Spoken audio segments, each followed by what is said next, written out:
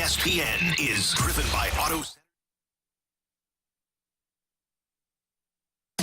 Live from the Car Shield studio, this is the opening drive on 101 ESPN.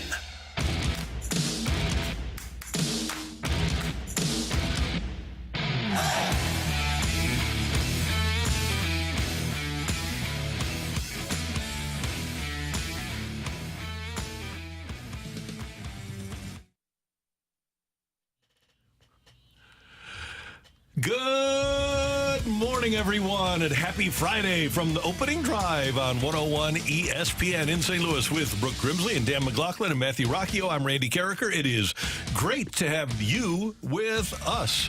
It's 7 o'clock. Your time check brought to you by Clarkson Jewelers, an officially licensed Rolex jeweler, and obviously a very busy morning coming up. If you've been listening to Unsportsmanlike from the ESPN radio network, Scottie Scheffler, the number one golfer in the world, detained by Louisville police this morning as he was trying to enter Valhalla Golf Club. A pedestrian, person who was heading to the tournament, had been hit by a bus outside Valhalla Golf Club, passed away at the scene.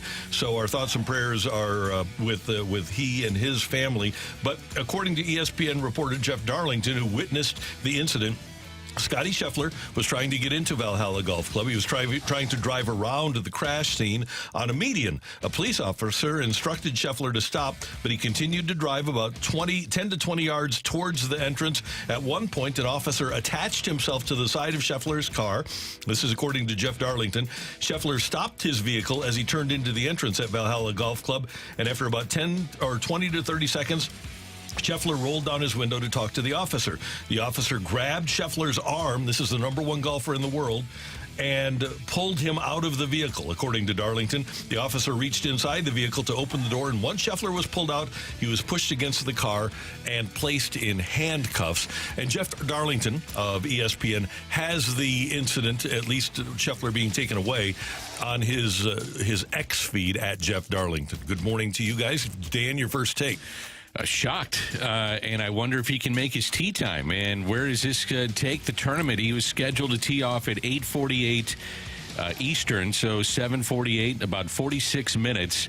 I don't know, and I can't remember a time, and I'm sure it's happened multiple times, where guys oversleep or they get stuck in traffic to make their tee time and just rush to the opening tee and not have any time to warm up. I'm sure that's happened. It has to have happened. It happened with John Daly here. Absolutely. A little different circumstance. Yeah, I just... you know, what does the tournament do? What's the PGA Tour do? You have a specific tee time that you have to be on. I'm very curious about what this means for his golfing for not only today, but the rest of the weekend. It seems like there were other golfers who were also trying to do the same thing or did the same thing. And so it just makes you wonder exactly what the full scale of the scene looked like. Of course, thoughts and prayers to the person who passed away this morning and the family members that were involved with that. I'm just curious to know the full scale of what this scene looked like. I've looked at some of the video. You could tell that there was a heavy police presence, but maybe he just thought, since some of the other drivers were going through, that he could go through as well. And here's Michael Collins of ESPN, as you know, the caddy, who is now a star of ESPN, and he was also around the scene and mentioned exactly what you said, Brooke, that some other golfers were trying the same thing.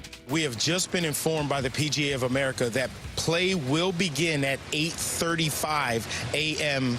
here local time. That's a 1 hour and 20-minute delay, but they have told us that play will begin again 8:35 a.m. Now, when I got down here to the grounds, the first thing I did was go over by the putting green, and I saw a player and a caddy putting, and I said, hey, tell me about the troubles that you had getting into the course. And he said, we got here about 5:45. Myself and my caddy were in the car together, and we did the exact same move that Scottie Scheffler attempted to do, and that was go around traffic and turn into the golf course. And when the security or police officer saw the car and the markings on the side of the car, they just waved us through with no issues whatsoever. Didn't have to roll our windows down or anything.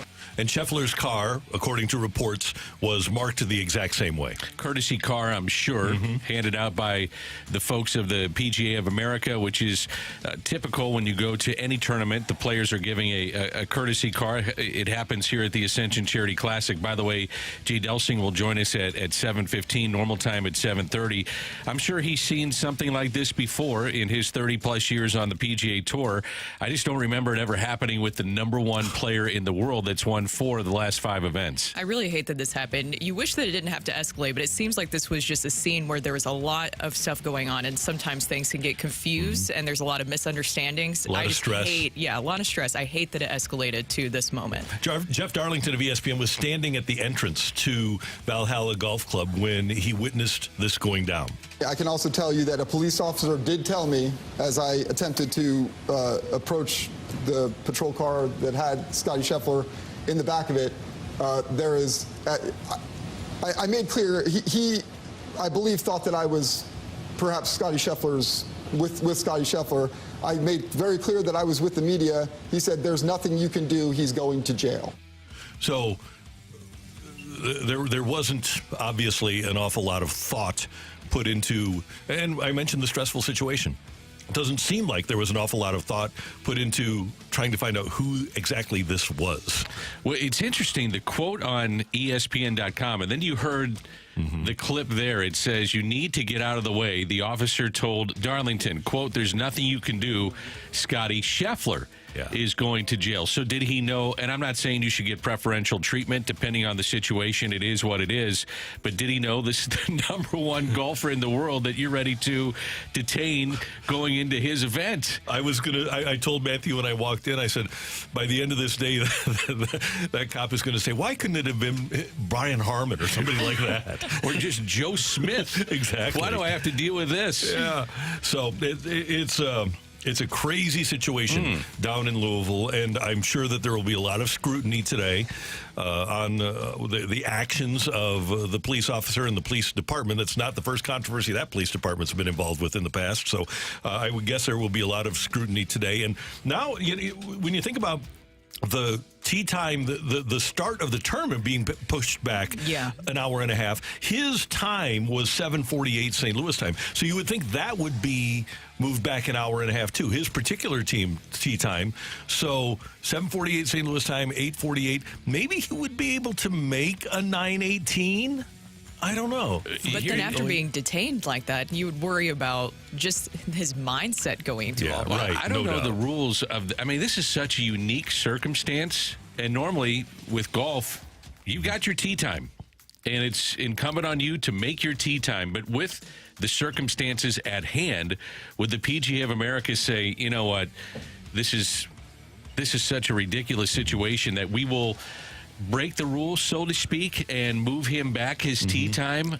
It is raining right now, too, at Valhalla. So, maybe, quote unquote, we have more of a delay than we thought was going to happen. I don't know the answers to that. So here is the Jeff Darlington, I believe we have it now, the Jeff Darlington video from Valhalla. And so what he's doing is following along as the police officers are ushering Scottie Scheffler toward a police car. And it appears to me that Jeff Darlington is trying to explain to the officers, and they don't want to hear anything, trying to explain to them exactly who they have in custody. Here's the audio from the Jeff Darlington video on X. Guys. Dude, step back. Back up, or I'm back. Step back. I'm back. Guys. What do we do? I'm staying back. Here's the thing. Right now, he's going to jail. Okay. He's going to jail, and it ain't nothing you can do about it. Period. There's nothing you can do about it. Okay. Now, do you have First, a question? I'm media. I'm a reporter. Okay. So that's all. That's fine. I just want to make sure that's okay. known. But you need to step back over here now. No problem. You got it. Okay. So, again, we don't know exactly what the situation is and what Scottie Scheffler would be charged with, if indeed he is charged. I would be shocked if he was. But it does seem like the cops, the police officers, were not handling a stressful situation particularly well. It doesn't seem like there was much interest in the facts at the moment. So I want to ask Jay, if you miss your tee time, no matter what the circumstances, then are you disqualified? Does that take you out of the tournament? You would think that this gets handled, and once the dust settles, things will figure themselves out. But does he have a chance to make that tee time? That's something the PGA of America, with such odd circumstances, will have to figure out. And by the way, we do have There's at least no known video of what happened. But we do know from all of the people that witnessed this that Scheffler was going very slowly as he approached the entrance to Valhalla Golf Club. And as we know, the police officer reached inside the vehicle when Scheffler rolled his window down. Here's Peter Burns of ESPN after speaking to authorities. I asked an officer, I said, while we were waiting, I go, hey, what's it look like? We're trying to get into the broadcast facility. And they said, here's the situation. As you know, that there was a fatality accident earlier. We're investigating that. And then, quote, some blank tried to run over one of our cops. And he was fairly agitated when he told us. And I followed up. I said, well, is that person? Now, obviously, we did not know who that person was. And now we know it to probably also, maybe be Scottie Scheffler. Him saying, I asked, is that person been removed from the premises? And they said, oh, that person's going to jail. There was an agitation from that officer, who I do not believe is in the altercation itself. But at some point, that's how it was viewed at from that officer in that line of communication. So there is Peter Burns of ESPN saying that a police officer from the Louisville Police Department told him that Scottie Scheffler, the #1 golfer in the world, tried to run over a Louisville cop. I guess we'll find out more as this morning goes on. Yeah. I'm very curious on the golf side of things, is what this does for the tournament, what it does for Scottie Scheffler. Most importantly, I feel awful about the fatality that has been reported. That is first and foremost. But from the golf side of things, from the sports side of things, which is where sports show, again, the fatality is #1 in this thing. Definitely. But very curious what the PGA of America does with this unique situation, a situation I don't think any of us have seen. I can tell you this, in traveling with the Blues and the Cardinals and being on team buses, I have seen where there might be a protest going on and you're trying to get to the ballpark and you're just stuck. That's the way it goes. And, this is something that Scottie Scheffler obviously is in the middle of, and it's a developing situation as we go along this morning. And I can only draw from the experience of just watching the PGA Championship that we had here at St. Louis at the Belle Reve Country Club. There's police officers that are very aware of what's going on at the golf course, but then maybe when you have a fatality happen in that situation, there's police officers who are coming in who maybe aren't fully aware of who the golfers are or even the marked cars, that situation, who needs to get in and out. And maybe it sounds like he went over, tried to get over in the median, and things just really escalated from there. So there's a lot of, it seems like it just looks like there was a lot that was happening at the scene of that. My hope is that we'll learn more as the day unfolds. By the way, the Cardinals will play tonight, opening a 3-game series against the Red Sox at the ballpark. 7:15 start. It'll be big game Gibby Jim. Kyle Gibson going for the Cardinals. He'll be opposed by Brian Bello of Boston, and Boston has the best team earned run average in the sport. All right, a lot going on, obviously, at Valhalla, and we're going to talk to Jay Delsing. Normally we get to Jay at 7:30, but we're going to talk to him early. He will join us next. Jay Delsing here on the opening drive on 101 ESPN.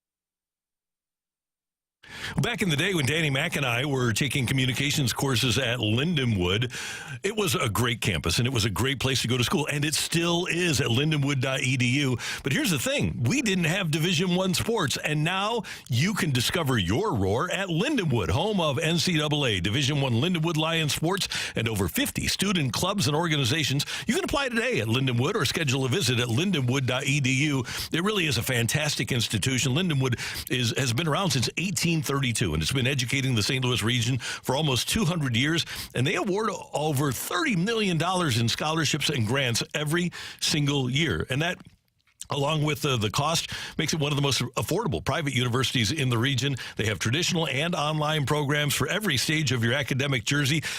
And if you are somebody who likes the campus experience, if you want you or your youngster to head to a place where there's a great vibe, they have great sports, and it's a fantastic academic experience, go to Lindenwood. Learn more and schedule your tour today at lindenwood.edu.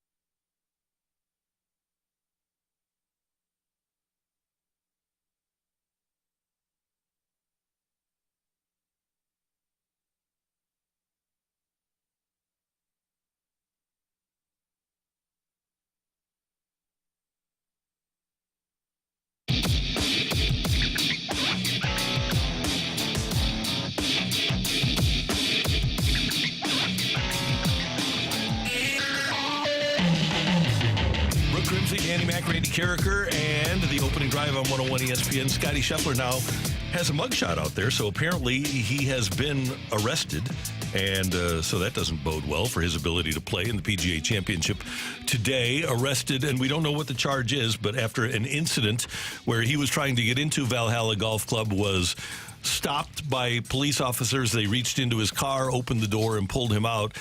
He apparently, according to the police, was defying their orders to stop, as he, like other golfers, was trying to get around. He was driving on a median trying to get into Valhalla. We don't know all the facts. There isn't video of the situation yet, and so what we know is what you just heard, but we welcome Jay Delsing, former PGA Tour pro, into the conversation, as we do every Friday morning here on 101 ESPN. Jay, good morning. How you doing?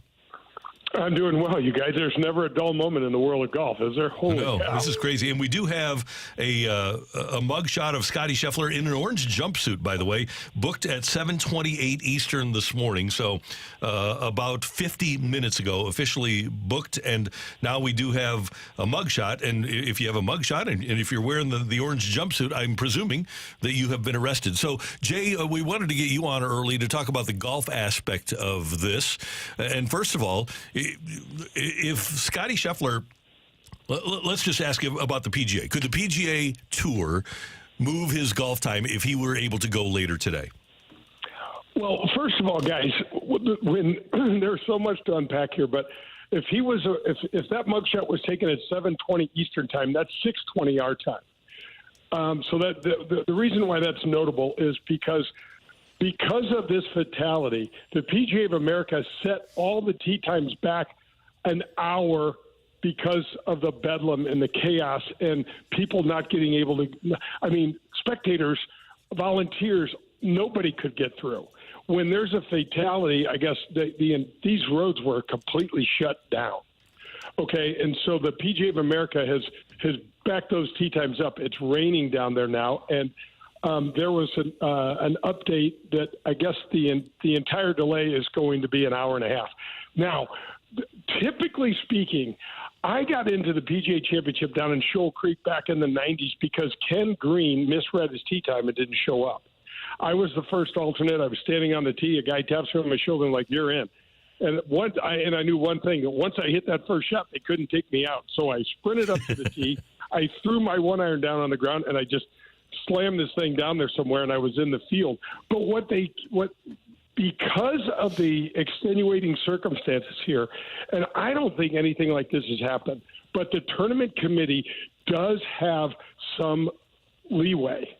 They have some leeway. I've been texting like crazy down there trying to figure out if he's going to be okay. I can't imagine what the charge was. I can't imagine. But, Brooke, you brought this up just a few minutes ago. What's your state of mind like? I mean, this is the most mild-mannered guy on tour. We're reading things that says the PGA Tour may have a Scottie Scheffler problem because the fans, are looking for somebody that's a little more robust and a little more charismatic and a little more, in your face. And that's not him. I mean, what happens when you go to these events, and Danny Mac, you live close to Belle Reve, and you sometimes moving the traffic patterns make it worse.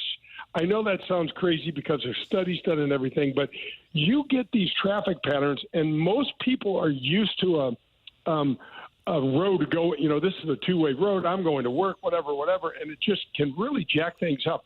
And a lot of times, these police officers can be really overzealous.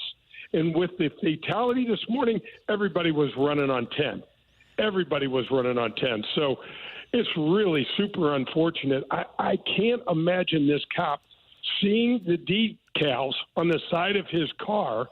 And I don't even know if Scottie Scheffler's ever had a damn speeding ticket. So I have a hard time imagining that he was going very fast. But obviously, he's irritated somebody in blue down there, and it's not going well. So this is just a full-on disaster for the PGA of America. You have a horrific accident that kills a pedestrian. World number one really seems to be just a beautiful human being being detained by the police. I'm not sure, Jay, if you're the PGA of America, you could have a worse scenario and a nightmare. I want to go back, though, to the golf aspect of this. If he's released, which at some point I guess he will be, can the PGA of America, with these kind of circumstances, say, we know your tee time was at X, but we're going to move it back 5 hours or 4 hours because of the mitigating circumstances that they're under? Can they do that golf-wise with something like this? Danny, it's never been done before that I'm aware of, but they do have extenuating. They have overreach. They have all the power in the world to do whatever they want, especially now the PGA of America, because this is a major, is not a PGA Tour co-sanctioned event. So PGA Tour rules don't have anything to do with this. This is all on Seth Waugh and Don Ray and Jim Livingston and Nathan Carnes and all the leadership at the PGA of America. So I don't know. So, guys, there's a lot to take in here because Scottie's not playing by himself. He's got a group. You're going to say, if you go ahead and make this precedent and say, yeah, we're going to push his tee time back an hour and just, push everything. The tee times are usually 10 or 11-minute intervals in a major. So Scottie Scheffler goes off at X, this morning, and they're going to say, we're going to push him back an hour or so and see if that matters. I mean, knowing Scottie Scheffler, he may just withdraw. I mean, he may just say, this is the worst thing that's ever happened to me, which I'm sure it is, knowing him. And he may just say, I can't even think about golf right now. Do I have a criminal record? What's the implications? Do I need an attorney? I mean, you start peeling away some of the levels here, guys, and it just gets stupid. You have to wonder, too, in a situation like this, if the golfers, caddies, and coaches could bypass and enter Valhalla and maybe say no guests, but we're going to try to get the tournament going. And that's something to consider at this point, too. But we just don't know the circumstances of which this was handled. So I want to go back to the golf aspect of this, too, Jay, because that's where your expertise lies. If he walks into Valhalla, what would it be like to have no warm-up as a PGA professional and just say, hey, you're on the tee and go for it? That's going to be his call again. I mean, what really matters is his mental state after being treated like this. After, obviously, if you're going to ask him, he probably would have thought, man, I should have done this a little differently, or I should have got out of my car and identified myself. I'm not sure. it really depends on Scottie. I mean, he hasn't played. This is the fourth. Sorry, he hasn't played in 3 weeks. He's obviously not showing a whole hell of a lot of rust. He shot 4 under par yesterday, holding his second shot. His first iron shot as a new dad in tournament competition, he made a 2 on. And so I just really don't know. I don't know him that well, but there's so much going on. I don't know this whole arresting sort of situation. What is it? How long are you detained? And probably each state has their own rules. And, you know, I'm sure there's not a whole lot of people in that police office that really care about him making a tee time right now. I really don't think they do. Otherwise, you know, somehow cooler heads could have prevailed and someone would have jumped in there and said, hey, guys, wait a second. This is he's not the only guy that's done that. I promise you, every single player was pulling off the side of the road and trying to get into Valhalla. And it's just really, really difficult. There's just a few too many details that I'm missing that I can't quite speak to. But there's not. It's the entrance to Valhalla is not like a 6-lane road, guys. Hey, Jay, I want to interrupt you because this came from James Colgan of golf.com. He said, if you've been at Valhalla this week, you know the traffic flow outside the course has been a disaster waiting to happen. 2 narrow lanes going each way, cordoned off by like 2,000 haphazard cones, no real signage, just a lot of confusion. And he points out that there was an accident yesterday, too. Yeah, it's just amazing. I mean, that's a lot of times, guys, when you go to these historic golf clubs, they're isolated a little bit. They're usually 1- and 2-lane roads that go in there. And so when you try to put on a major championship, excuse me, it's really, really challenging. And then you have something terrible like this happen. Somebody lost their life today trying to go to the golf tournament, man. That's really difficult. I did see this once, you guys, when I was playing at Crooked Stick at the PGA Championship in 1991 when John Daly won. We had someone struck by lightning in the parking lot after play and lost their lives. So it's obviously slightly different, but when someone's life is lost, the whole production pretty much comes to a halt, and justifiably so. Do players have, Jay, and especially like in the Tiger era, with Tiger specifically, do they have police escorts? Do you see that a lot? I know with professional sports that I dealt with baseball and hockey and whatnot, you'd be in a bus. There'd be a lot of times a police escort. Do individuals in golf get that as well? Oh, yeah, Danny, we've seen Tiger. Hell, Danny, you didn't need a police escort. You had Mike Shannon. That's true.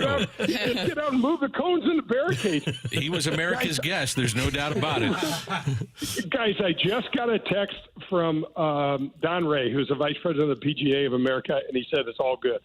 I said, Scotty's okay. Scotty's going to make his tee time. Are we all good? And he said, all good, but keep praying. That's what he said. So I just got that, Randy, as you got that interruption from James.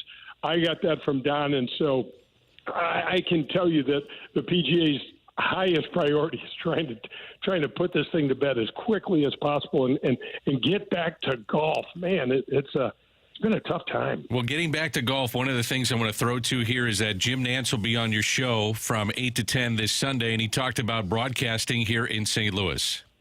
I'll never forget what that scene at Belle Reve was like as Brooks and Tiger battling down the stretch. It was beyond description. This town has a great love affair with the game.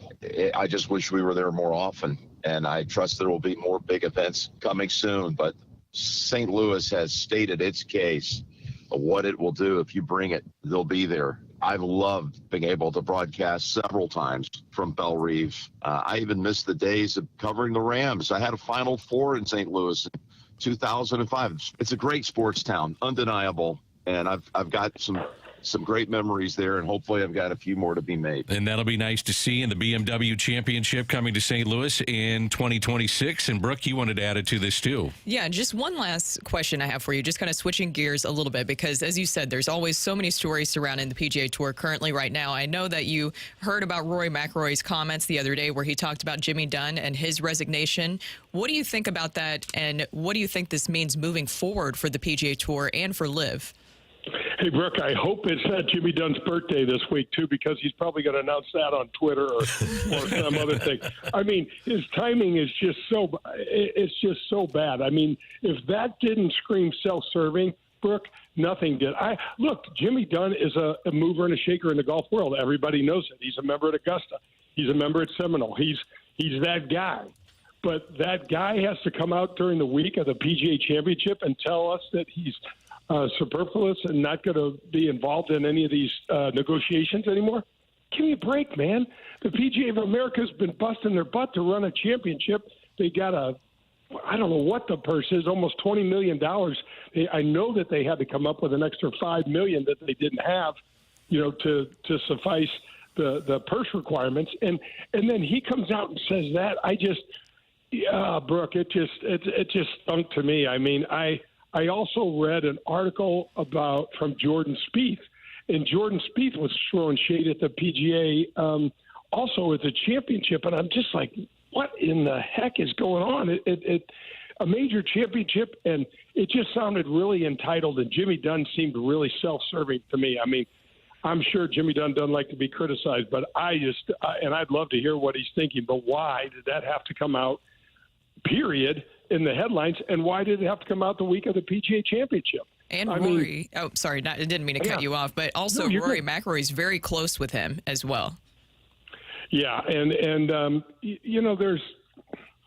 not in those rooms, Brooke, and we've got some smart people in there, but Jimmy Dunn wants to be in the middle of everything. I know that. I made a couple calls and some texting to some friends, and he's just that kind of guy. He loves to be the center of attention, loves to be he's the one that, quote unquote, started this negotiation with the Saudis. He's got a relationship with the Saudis and things like that. And he's also, Brooke, though, the same guy that lost I don't know how many employees in the tragic, 9/11 massacre in New York City, and said, that if he could see the Saudis to his face, he'd kill them themselves. And now he's, wanting to be the point guy to deal with it. So anyway, a little bit off track there, but not a huge fan of what Jimmy Dunn did this week. And the whole Rory thing about being on the board, not being on the board, it's just, man, it's just a lot of drama. Let's just get back to what are you shooting? What I always loved about golf, you guys, is if you all went out and shot 70 and I shot 71, I knew exactly what I had to do. I had to figure out a way to play better. All of this drama and stuff is really difficult to meander through. Hey, Jay, I know you like Xander Schauffele a lot. I like Xander Schauffele a lot. But until he goes wire to wire with these great starts, I'm going to have to see it to believe it. Are you that way? Absolutely, Randy. And, he's been really frank about his performances, especially in the Players' Championship. And he said, he and his dad had like a 3-word motto for what it was: commit, it was execute, and it was accept. And he said, I have not been executing when I need to execute. And by the way, it's not like he stunk the joint up down at Quail Hollow on Sunday. He shot 71 on a really, really difficult golf course. But when you're playing out on the PGA Tour, in order to win, you have to keep your foot on the gas. I mean, Rory McIlroy played a stretch of holes from number 8 to number 15, 8 under par, guys. 8 under par. That's 2 eagles and birdie and the others. And so it wasn't like he was terrible. But to your point, Randy, this is who he's hanging out with. These guys can all play, and he's got to get over this little hump, and I really hope he does. I think it'd be great for the game, and I really like him personally. Jay, thanks for coming on early. We do appreciate it. Quite a story this morning with Scottie Scheffler being detained at Valhalla Golf Course after a traffic incident, and people will be reading about it and hearing about it all day, and we appreciate your insight. Thank you. Of course, I'll zip you some text if I get anything that's important. Appreciate it. Thank you. And if anything really big comes up, we'll call you back, okay? Right on. Thanks, Jay. Jay Delsing with us. We also are now starting to hear from some of the other golfers. Michael Kim, who's on the PGA Tour, he just tweeted out, I assume Scottie thought that there was a small issue causing some traffic, and with a courtesy car, cops usually let us through ahead, so we're not caught up behind unnecessarily. Scottie was probably thinking, I just need to get to the course to start my routine on time. Obviously, with the circumstances, the cop was on edge and not letting anything go. And I really think that, of course, we're going to get more details across the day, but I think that is more of a realistic take on what's going on here. You had a fatality this morning. really just want to emphasize that. I hate that that happened this morning with that pedestrian. It seems like they were trying to cross an area that was meant for buses. Things get hectic, you know, when people are just trying to get to different places. And then you have the cops who are familiar with what's going on with that day, everything surrounding the golf, that are very privy to those situations, including the courtesy cars. But then now that you have the fatality, other cops are coming into the situation, and it seems like things just got really heated and escalated from there. I hope it's just a giant misunderstanding, and I don't blame the cops. Don't blame Scottie Scheffler. It's just a huge misunderstanding with this. And I think the number one thing is yes, it is the number one golfer in the world, but there's a fatality, and maybe this is something they had to look at even yesterday. As you mentioned, Randy, there were issues with the traffic, and there are issues getting into the golf course. And why wasn't that rectified going into day 2, knowing the situation that they had? Also, rainy weather. That's part of what they're dealing with right now. So, you know, you can sit there and say there's a lot of blame to go around, but I would imagine that if cooler heads prevailed and you're using common sense, that this is a situation where the cops are not at fault and Scottie Scheffler's not at fault, and it's a giant misunderstanding. And I hope that's what happens here. Coming up with the Cardinals opening a series with the Red Sox tonight, we've got some quick MLB storylines for you. And then at the end of the hour, take it or leave it. Also today on the show, we're going to talk to Jacob Saylors, running back from your St. Louis Battlehawks. They take on D.C. Sunday at the Dome. And we're going to talk to Xavier Scruggs in the 9 o'clock hour as well. But coming up, some MLB storylines on 101 ESPN.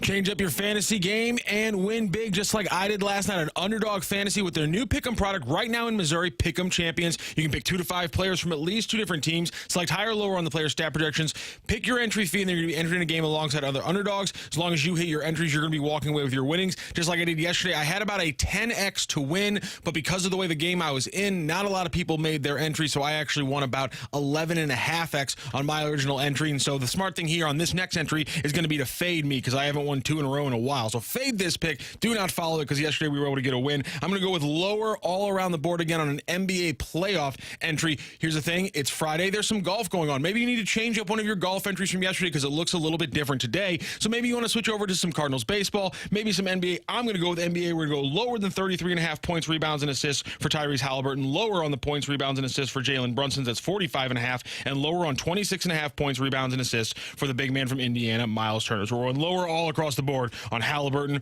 Brunson, and Turner in that NBA playoff game. Underdog Fantasy, super easy to play and even easier to get started. Just go to their easy-to-use mobile app or to UnderdogFantasy.com. Sign up with promo code ROCC, and Underdog will give you a mystery special pick to use on your first pick'em entry and a deposit offer. Right now, our entry is 6x. You add that mystery special pick, you're going to take the entry up to 10x your original entry fee. That's Underdog Fantasy, promo code ROCC to claim your new customer special of a mystery player pick and your deposit offer. Must be 18 plus and present to see what Underdog Fantasy operates. Terms apply. Consult your play code. 1-800-GAMBLER. Visit www.ncpgambler.org.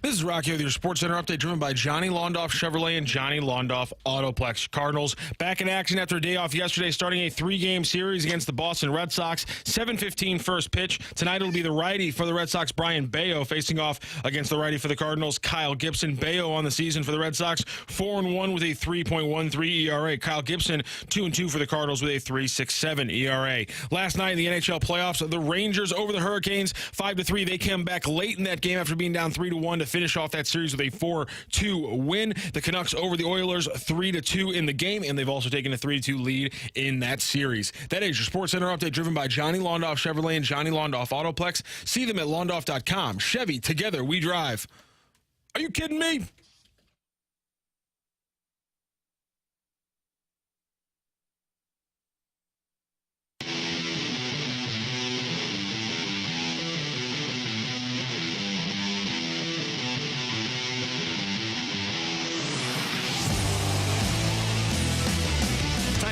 Some MLB storylines here on 101 ESPN. Brooke, Dan, and Randy. Let's start with Brooke Grimsley.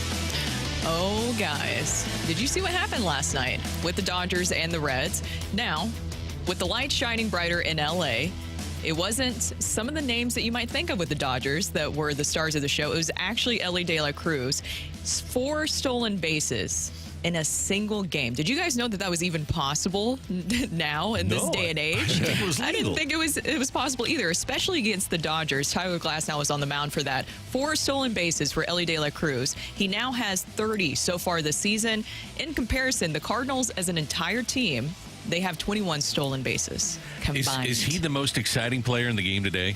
No doubt about it. He'd be in the conversation. Yep. And I guess Ohtani, who he was playing against last night, would be one of those. Yep. But David Bell lets him do his thing. I think that's the approach, Brooke, to me is the most important thing. You have to allow athletic players to use their athleticism. If you have the personnel, let it rip. Yeah, it's just exciting to watch. I went back and watched it. He is so fast. Supposedly, he's the second fastest in the league after Bobby Witt Jr.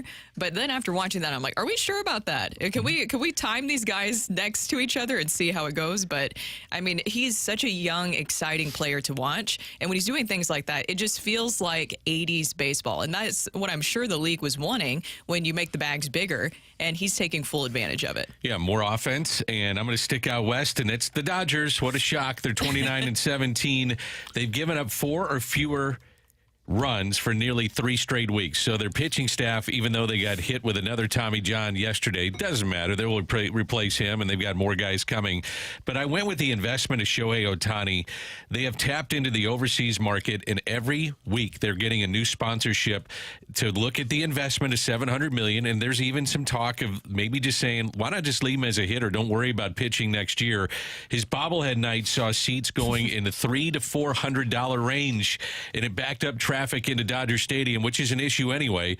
But when they're talking about backing up traffic to L.A., you know it's bad because they're expecting backed up traffic anyway. So I'm looking at the investment in Shohei and just the Dodgers and their dominance right now in Major League Baseball. And if the Dodgers are getting the biggest star in the game to go and greet a kid and provide a bobblehead and an autographed jersey and a suite, if the Dodgers are doing that with the biggest star in the game, shouldn't every franchise be doing that with their biggest star? I think it's required in the Players Association with the agreement with the team and with Major League Baseball that players are required to go and maybe make 1 or 2 events throughout the season, but that doesn't mean that they have to show up at, said box and do something like that, or do something where they sell that particular, like name, image, and likeness is part of the bobbleheads and all that kind of stuff. But I'm with you, Randy. You want to grow the game? You want little guys to get involved, little girls to get involved? Make them accessible for autographs and pictures, and 5 minutes before a game, go sign autographs. And the Cardinals do a magnificent job of connecting with kids and connecting with the public. They're really good. They're at the forefront of that. They're fantastic. But when Jordan Walker comes back, or if you have Mason Wynn sitting at the podium someday, have a kid at the podium for a Make-A-Wish kid or whatever it is. Have Mason Wynn show up and walk up to the podium and say hey, and give the kid a bobblehead and an autographed jersey and stuff like that. I love that. I love that idea, and I think it's smart. Yeah, they did a great job by the Dodgers. I could not believe that line. When you were talking about that, I saw the photos. I was like, what in the world is going on here? Oh, bobblehead night, which people do get very intense about bobblehead nights. Yeah. I've seen it here in St. Louis. Yep. But I kind of want one. I'm interested to see. I'll go look while you do your story, Randy, to see how much those bobbleheads are going for online, because there's a couple on eBay this morning. And here's the thing: they were giving away 40,000 of them, but they made 1,700 with the gray road jersey. They were surprises; nobody knew about them. So those are going for like $800. The 17, if you have one of the gray road jersey ones. They're going, what did you find it? $380 currently on eBay. For the white jersey. That's amazing. A lot of times fans will go in on a bobblehead night and literally go in, give their ticket, grab the bobblehead, and out they go. Yes. They're not even there for the game. Yeah, 8 tickets sometimes. You Yes. get the bobbleheads and walk out. Guys, there's a piece up at ESPN.com by Kylie McDaniel, friend of the station. And the headline is How the Atlanta Braves Have Built a Model MLB Franchise. And I think we can all agree that they have. And they have developed, they've drafted, they were able to steal Ronald Acuna in the international market and keep him from other teams. Same thing with Ozzie Albies.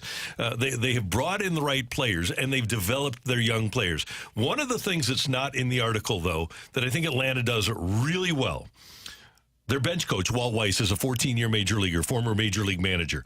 Their pitching coach, Rick Kranitz, has been around forever and has a propensity to develop young pitchers. Kevin Seitzer was a great hitter in the major leagues for a long time. Tom Goodwin, their first base coach, was a great base runner and outfielder for a long time. Matt Tuiasosopo, their third base coach, was with the Mariners for 3 years, played a lot of games. They have a catcher. They have a catching coach in Atlanta named Sal Fasano, who played 11 years behind the plate.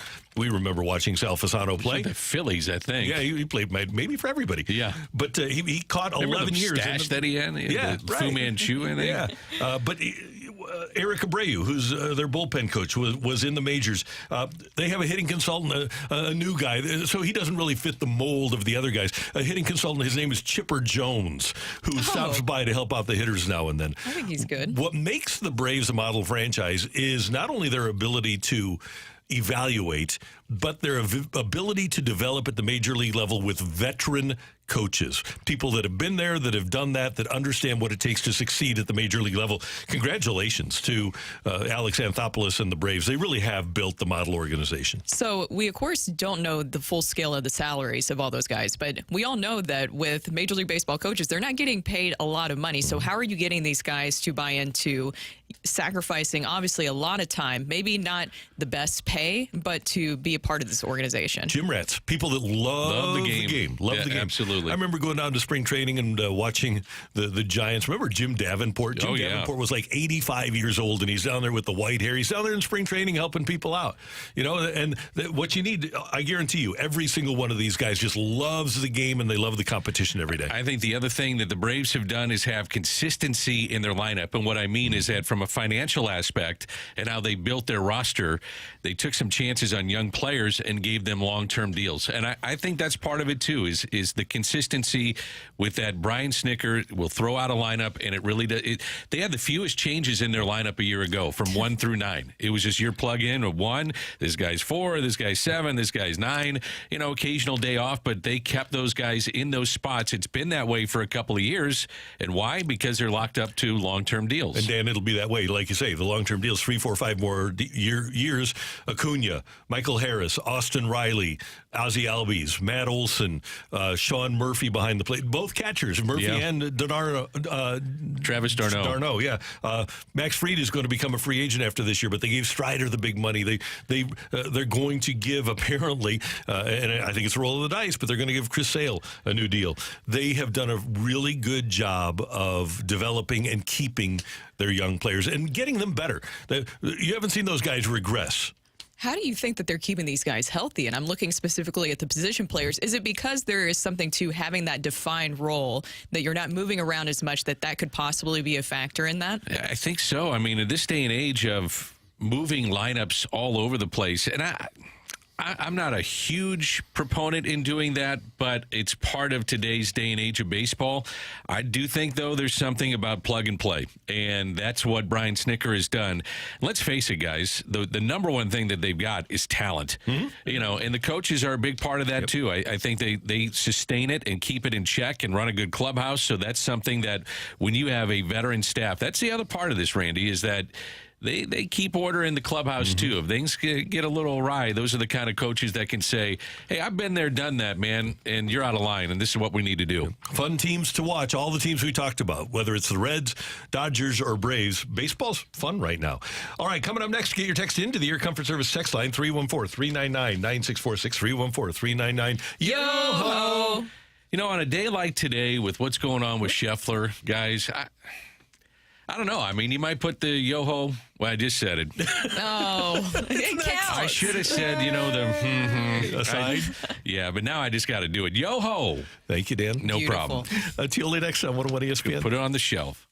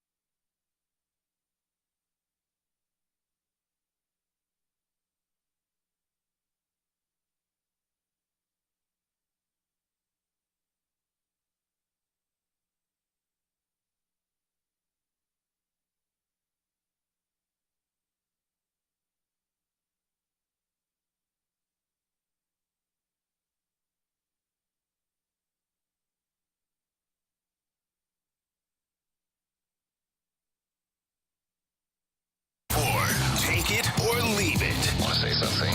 We'll put it out there. If you like it, you can take it. If you don't, send it right back. Get your text into 314-399-9646 and give us your take it or leave it. Brought to you by Gloria Lou Realty. Visit GloriaHasTheBuyers.com and start packing. That's my final offer. Take it or leave it.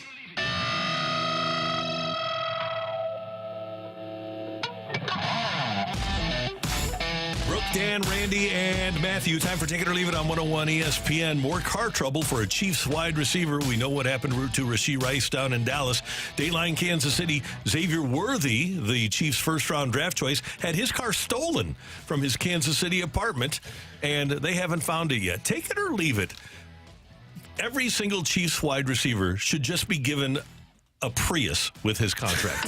Prius. Hey, I've seen some of those zoom a little bit before, so really? you never know. It depends on the driver. Yeah. But Probably not going to get stolen a lot. Don't knock those Prius, I'm not. Randy. I'm just saying that that's a nice, practical vehicle for a young Kansas City receiver. Man, they're having some tough luck, aren't they? They are, yeah. They're having some tough luck. Yeah, Prius might do it. Where, there goes a Prius down the road. We don't have to worry about that baby. Yeah, exactly. I'm going to take it. But one definitely is better than the other situation-wise. Oh, yeah. I'm just going to say that. You don't Losing wanna your car, I mean, you're having your car stolen is bad. But then that situation with Rashee Rice, he kind of crashed it. Two cars.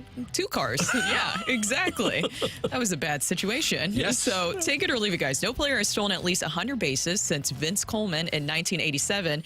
Take it or leave it. Ellie De La Cruz will hit the century mark this season. If he keeps this pace up, it would be around 103. I'm going to take it. I'm going to take it. We just went past the quarter point of the season. He's at, what, 30? 30, okay. So that would do the math. That takes him over, would be very close. You know, you wonder down the stretch. Guys get the hot summer months. Where are you at in games? Where's he at physically? But, yeah, I'm going to take that. I think he does it, which would be great for the game. If you're the Reds and they aren't having the best year, that's a good way to sell tickets. Yes. Absolutely. Come see this guy play. Yep. I would. There are a few players that I would pay a ticket to go watch solely for them. Mm-hmm. He's one of them. Me too. I agree. All right, take it or leave it. The NFL looked at Taylor Swift's concert tour and scheduled a Chiefs game accordingly because Taylor will be in Toronto. And she's on tour in Toronto. The Chiefs will be in Buffalo. Then her concert series is the November 14th through the 23rd in Toronto. Chiefs at Bills, November 17th. Oh, totally take it. Yeah. Has to be, right? Right. Supposedly. Now, I'm going to have to leave it because they say that was not in consideration. But it is a little suspicious, the timing of all Part that. of the script. You better take it, Brooke. Okay, fine. I'll take it, Dan. Thank you. I got bullied into it there. I had to convince you. I had to definitely bully you into this. But with the NFL. Have you seen, too, during her tour currently, that she has actually changed one of her outfits because she's very well known for the outfit colors that she wears, and she usually sticks to the same ones. She changed one recently to the Chiefs colors. Oh, I like it. I do, too. By the way, take it or leave it. Did you see Bulletin apparently official? Ben Affleck has moved out. He and J-Lo breaking up.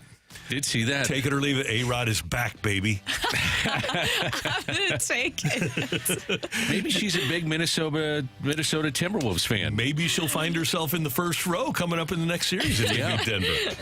Yeah, all right, Matthew, you got a text or two?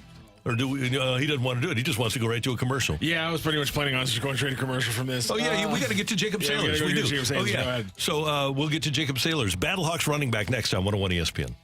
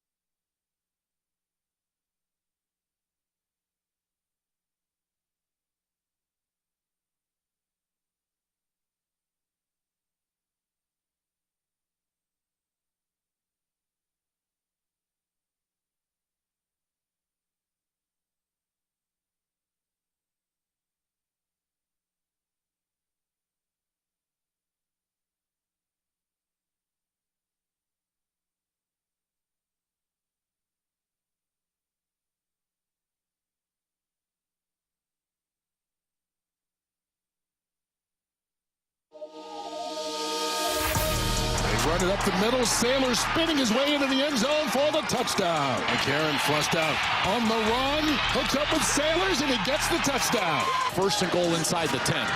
At the 7, here's Jacob Saylors following a block, bouncing off tacklers, and into the end zone, his third touchdown of the day. It's the opening drive on 101 ESPN in St. Louis. Brooke Grimsley, Danny Mac, Randy Carricker, and those were the highlights of Jacob Saylors last week in Birmingham. The running back for the St. Louis Battlehawks is 4th in the UFL in rushing yards, and he joins us now on the Celebrity Line on 101 ESPN. Jacob, great to have you with us. Thanks so much for your time this morning. How are you doing? I'm doing well, y'all. Top of the morning to y'all. Thank y'all for having me on the show and giving me this opportunity. We're excited about it, and we're excited about you guys having a chance to make the playoffs with a win this week against D.C. I would imagine that the team is thinking about that, get that win at home and make it into the playoffs. Absolutely. Playoffs is our main focus, and getting that home field advantage in the playoffs, that's really what we're focusing on. You just talked about home field advantage. We call it the BattleDome here. So BattleDome advantage, of course, I'm sure you have heard that. Just as a player, being able to come and play in the BattleDome, what is that experience like? And do you feel the fans' energy? And does that channel into the game? 100%. There's I don't know the statistics, but there's at least 2 or 3 penalties in a game that I feel is credit due to the fans in the dome. You know, disrupting the opponent's offensive flow, getting them to jump off sides on defense. You know, it's just all around one of the most electric places I've ever played, and be able to wear the blue myself. You know, I'm humbled and honored to have such a fan base behind me. You know, I came from a small school, so to be able to play in such a packed dome, it's a blessing. I wasn't sure I ever would see myself in this position. How close are you, do you think, getting to the NFL? Because you've played in the league, you've had a chance to improve your game, and probably some deficiencies in your game. You've got some pluses in your game, but how close do you think you are to making an NFL roster? You know, I honestly, I believe all of us are just one step away, one play away from making it back to that stage. And you know, I have the utmost confidence in myself and the team that I got behind me, and also just the team I got with me on the field. So, you know, only time will be able to tell the truth, though. Jacob Saylors, Battlehawks running back, with us on 101 ESPN. And Jacob, you're playing for the number 1 offense in the UFL. And obviously you guys are very talented. But if you could describe to us why this offense is so good, in your mind, what is it? I think this offense beats with one heartbeat. I honestly do. And that starts from the head man with Coach Beck and our offensive coordinator, Bruce, and everybody else. You know, just kind of follows into the line. And we all kind of are working towards the same goal, and you can feel it in the room every single day. What about for you and just personal goals with what you've been able to accomplish this season? How has that felt for you? It's a extraordinary blessing. You know, I came in the first game of the season, first 2 games of the season, didn't have much productivity. So from there, I was just looking to have some sort of impact for the team, whether it was with a ball in my hands or not in my hands. So I'm grateful that we started getting those wheels turning to where, you know, I can start. These last couple weeks, I feel like I've been helping the team, you know, get some of these wins, and, you know, I'm just blessed to have some of the teammates that I do. It's always great to hear the backstory of players that are close to the NFL, and you mentioned you came from a small school, but how about your influences to getting to this point? You're playing professional football. You're not far away from being in the NFL, so who are some of those influences along the way? Yeah, most definitely my running back coach and my head coach at East Tennessee State was Coach Gary Downs, has NFL experience at the running back position as well. And Coach Sanders, he's just an all-around, he's a legend of a coach. Coached at Tennessee when they had Peyton Manning and had a national championship. He coached at Florida State when they had Jameis Winston, Dalvin Cook, and won the national championship.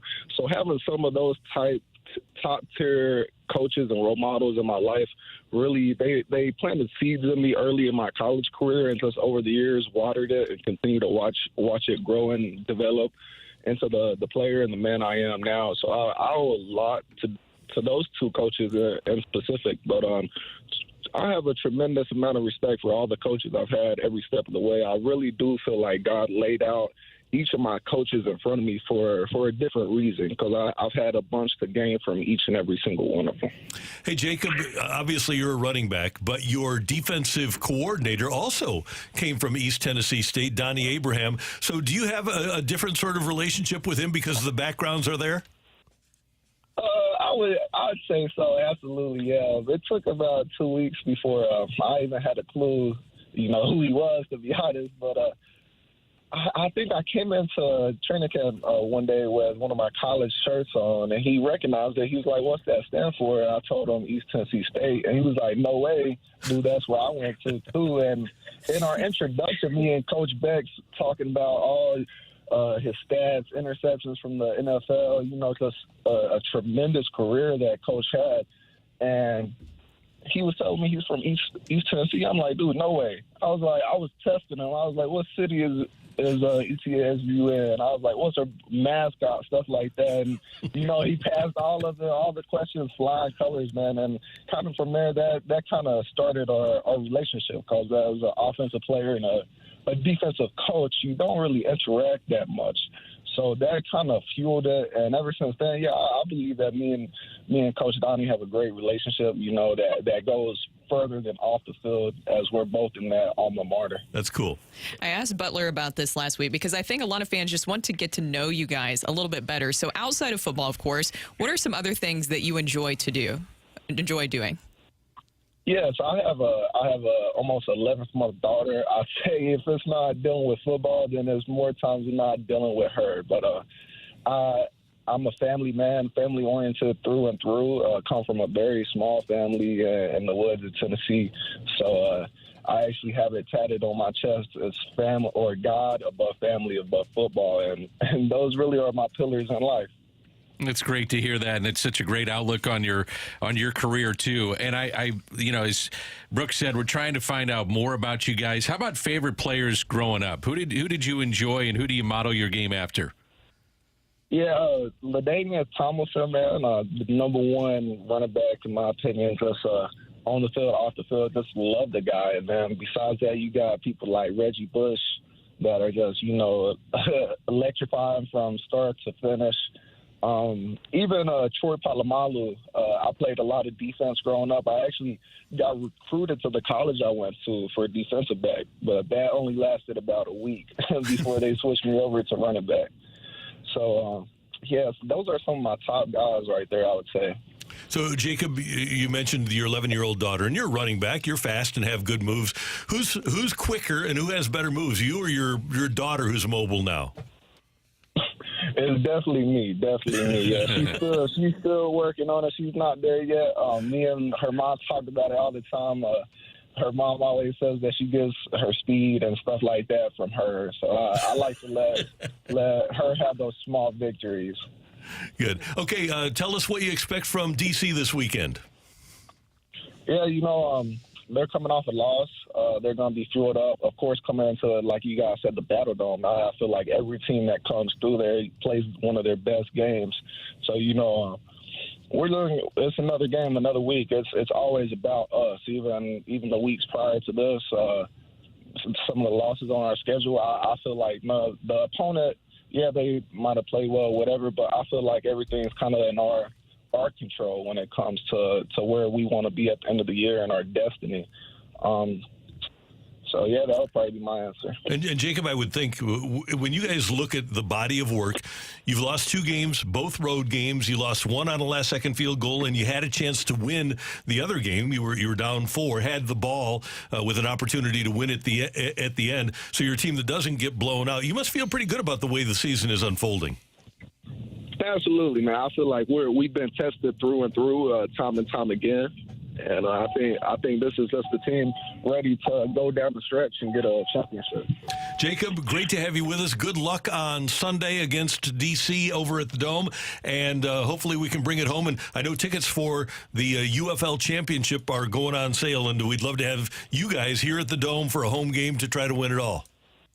Absolutely. I'm looking forward to it. All right. Thank you, Jacob. Have a great weekend. Y'all do the same. Thank y'all. Take care. Jacob Saylors, running back for your St. Louis Battlehawks. So you said you're going, right? I will be at the BattleDome on Sunday. Yes. This is an important one. Win and playoff stand. Yep. 11 in the morning game. How much, and Randy, you've been around football all your life as a fan or covering this, and be honest about this. How far away are when you? I mean, you've got a keen eye. You've been around it for a long time. We're not coaches, though, but how far away are some of these guys, you think, from making an NFL roster? It's really, Dan, I think it's the difference between a 4.40 and a 4.540. It's that so close. Slight. If Hakeem Butler doesn't get hurt in camp last year, he makes the Steelers. Sure. Right? I don't know about Sailors. I think there's just, you have to be a different breed to be a running back in the NFL. You have to either be exceptionally fast or you have to have that combination of size and good enough speed. But I think there's a lot of players in this league that could have played in the NFL. The problem is once you get to 27, 28 and you still haven't played in the NFL, I think your chances are pretty slim. It also seems like it's right place, right time. Right no situation has a lot to do with it. Man, you talk about being a different breed, man. To be doing this, not making a lot of money, you better be hungry. Right. And that's the one thing I noticed, just how hungry the players are, which is cool to see. Yeah, I can't believe Jordan Teamu, who was the first Battlehawks quarterback, he's the quarterback for DC now. I can't believe he hasn't played in the NFL because he's got every attribute that you would look for. He's got the arm, he's got the mobility, he's smart, he's a leader. And he was in Kansas City for a while, but couldn't make their team. So, again, quarterback is a different animal altogether. But I do think there are guys in the UFL that will wind up in the NFL. The difference between a Rams crowd outside of the size in their heyday and what you're watching right now, what do you think it's like? There's no comparison. The Rams crowds were unbelievable. But these people go nuts, though. This is the hardest of hardcore fans at Battlehawks games. They are football fans. Yeah. But when you go back to the greatest show on turf, it was the greatest crowd in the NFL. Yeah, I agree. I remember, and I've still got the. I'll put it up on my Twitter page because I haven't in a long time. But one time, the Chargers came in here with their head coach, Marty Schottenheimer, who coached a decade in Kansas City, where they put up on their scoreboard the loudest venue or the loudest stadium in the National Football League. And Marty Schottenheimer came in here and said, I've never been in a venue as loud as this one. Sure. The Dome was the loudest place. So and our fans were awesome. It was incredible. You couldn't get a ticket. You remember? Oh yeah. I remember walking into a playoff game against Green Bay, and a Packer fan, because they thought they'd be able to come in and get tickets, and a Packer fan comes up, cash in hand, says, "I'll give you $1,000 a ticket." Cash in hand, and I didn't even think about it. I just walked right past him and said, "No, I got to get in there." So if they make it to the championship game, you think we're getting 50,000? Yes. Oh, 100%. Yeah, maybe Really? 60. Yeah. Yeah. You think so? Yeah. Having the championship right here at the BattleDome. If the Battlehawks are there, yeah, I think so. Huh. Interesting. Yeah. Not if, Randy. When When they make it, Randy. Come on. Coming up here on 101 ESPN, our fresh take. 3 versus Boston, 3 versus Baltimore, 3 versus the Cubs. What fascinates you most about each team in this series?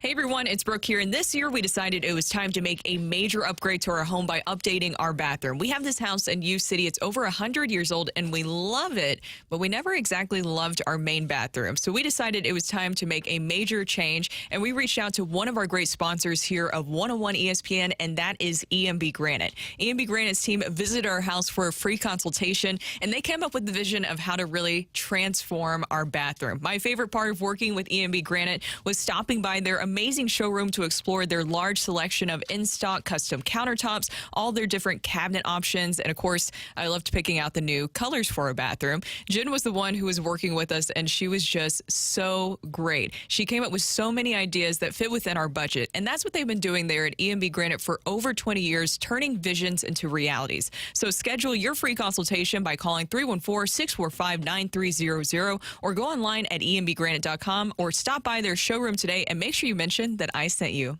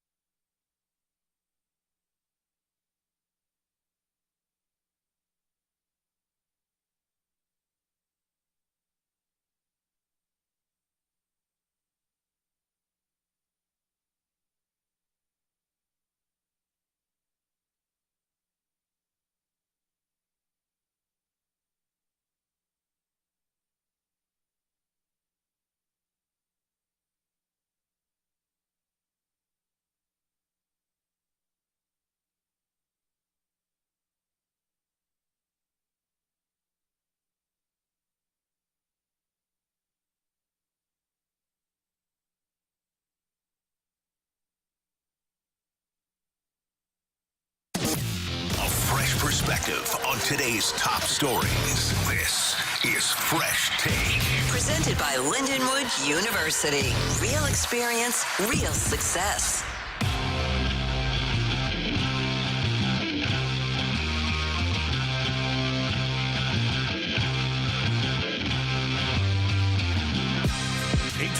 Time check brought to you by Clarkson Jewelers, an officially licensed Rolex jeweler. Cards against the Red Sox, Orioles, and Cubs this weekend. And guys, here's what fascinates me about the Red Sox, especially after hearing Greg Amsinger yesterday talking about how they rarely throw the four-seamer anymore.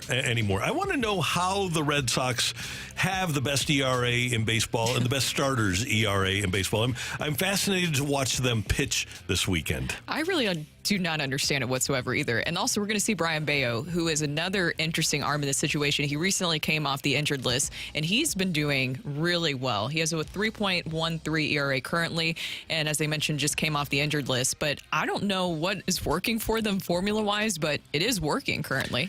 I want to see Tyler O'Neill. Mm-hmm. Yeah. You know, his return to St. Louis. I want to see the ovation that he gets. I want to see the power maybe that he provides, and going against his former team, how motivated he probably is.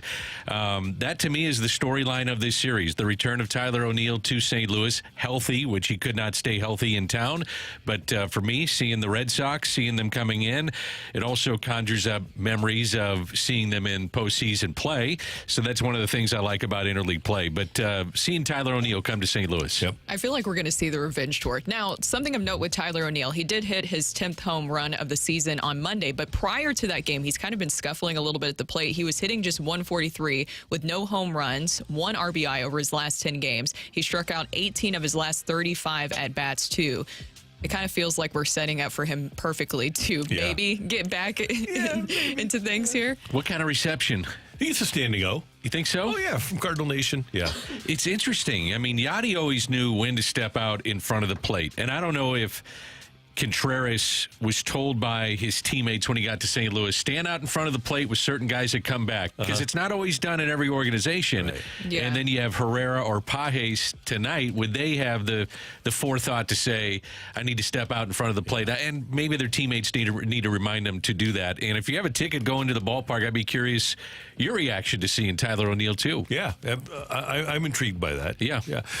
For the Orioles, who will be in town during next week, you can make an argument. We talked earlier about L.A. De La Cruz. You can talk about O'Neal Cruz. You can talk about Julio Rodriguez.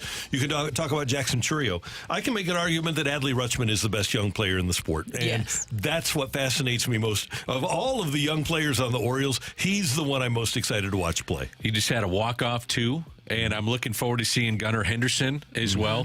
The last time that Baltimore was here, we had heard that they have this incredible farm system that is probably, they said, probably 12 to 16 months away. And, man, do they ever. I like watching youth in the game, the exuberance that young kids bring to the ballpark. And by all accounts from people I've talked to, you're going to get that when you watch the Baltimore Orioles come through St. Louis. Gunnar Henderson was on my list as well for the Orioles because he's a young, exciting talent. He's already hit 12 homers this season, and they're neck and neck with the Yankees when it comes to the division lead. So there's a lot of competition going on there, and really it has a lot to do with these young stars. Also, of note, Corbin Burns as advertised. Yeah. I mean, is anybody surprised about that whatsoever? He has a 2.83 ERA currently through 47 2/3 innings pitched with the Orioles right now. The thing I'm disappointed in, I really wanted to see Jackson Holliday. Me too. Yeah. He homered again yesterday in the minor leagues, and I'm sure it'll be a brief time for him as he'll dominate AAA baseball, but it does show you the difference between AAA and the major leagues. It does. You know, the talent pool and how they pitch you. You know, major league pitchers, generally speaking, don't miss spots. No. And if they find a deficiency in your game, a weakness in your game, they will expose that, and it'll be exposed in a hurry. And I don't believe they're doing this. I haven't seen it if they are. But this is the 80-year anniversary of the Browns and the Cardinals in the World Series. I would have liked to have seen some throwbacks for the Browns and the Cardinals. I would imagine they'll do something just because of Bill DeWitt's connection to the Browns and ownership and his dad running that team. I have one of the great pictures of my collection of, and I don't have much in my sports memorabilia. I don't keep a lot. It does something for me. But one of the unique things I have is Bill DeWitt as a bat boy standing next to Babe Ruth. It is. I've seen that photo. It's an amazing photo, and he personally signed it to me, and it's one of my treasured keepsakes of if you do collect certain things. And I made sure it was personalized, so I don't want it to think like, oh, it's going on eBay. I couldn't care less about that. I just wanted it for my personal collection, and I think that's just fantastic. And we had Jay Delsing on the show. Jay Delsing's father was the pinch runner for Eddie Goodell.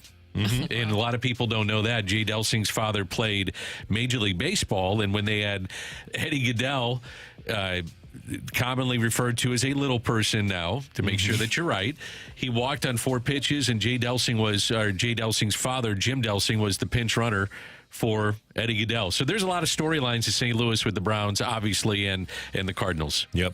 And then when the Cubs come to town next weekend, the Cubs are just getting incrementally better under Craig Counsell. And I just want to see how – I saw them in spring training, and I thought they were playing good, clean baseball. And they have a really nice defense. When you look at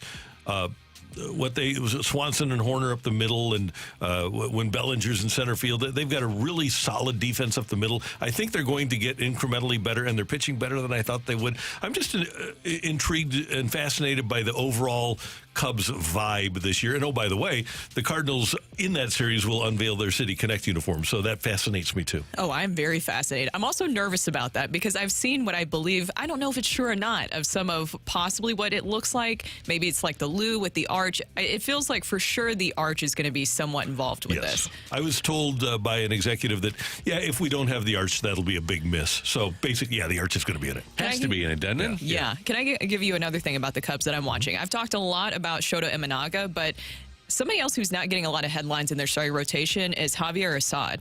He is really, really good. He tossed six scoreless innings the other day. He's allowed 4 hits and a walk while striking out 7. Assad has now allowed 2 earned runs or fewer in all 9 of his starts this season, which has allowed him to compile a 1.49 ERA. He's not getting a lot of attention because Shota Imanaga is also very dominant.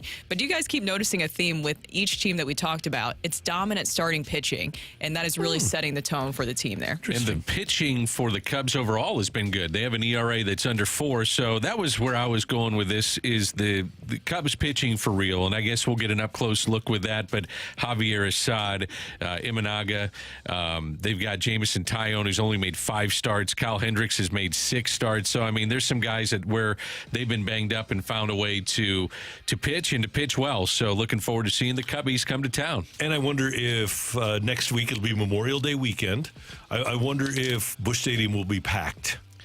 I'd say yes. I would think so, too. I bet you get good weather, Memorial Day weekend, kids out of school, Cubs in town, regardless of how the Cardinals are playing after the first 2 series with the Red Sox and the Orioles. My guess would be that place will be packed. I would think so. All right. That's what we're fascinated about with this 9-game, 10-day homestand coming up. But Matthew, do we need a fighter today? Yeah. Okay. Yeah, we do. If you'd like to fight, then you can send in a text, 314-399-9646, 314-399-YO-HO. And maybe if you send in that text to Matthew with your name and the word fight, maybe you will be chosen to fight me next on 101 ESPN.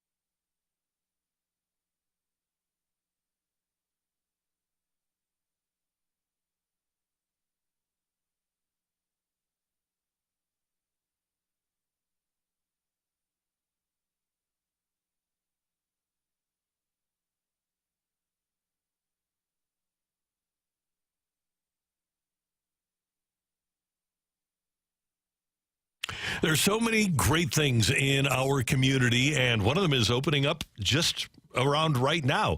It's an unbelievable setup that they have at the South County YMCA. They're partnering with the Cardinals and the Boniface Foundation to build an adaptive, state-of-the-art sports complex that includes a Miracle League baseball field, an inclusive playground, and multipurpose field so kids and adults with disabilities can play sports. And working with the Cardinals, the Y is excited to share that the field will be named the Paul Goldschmidt Field. And there's an opportunity for you to get involved right now. The Y needs your help.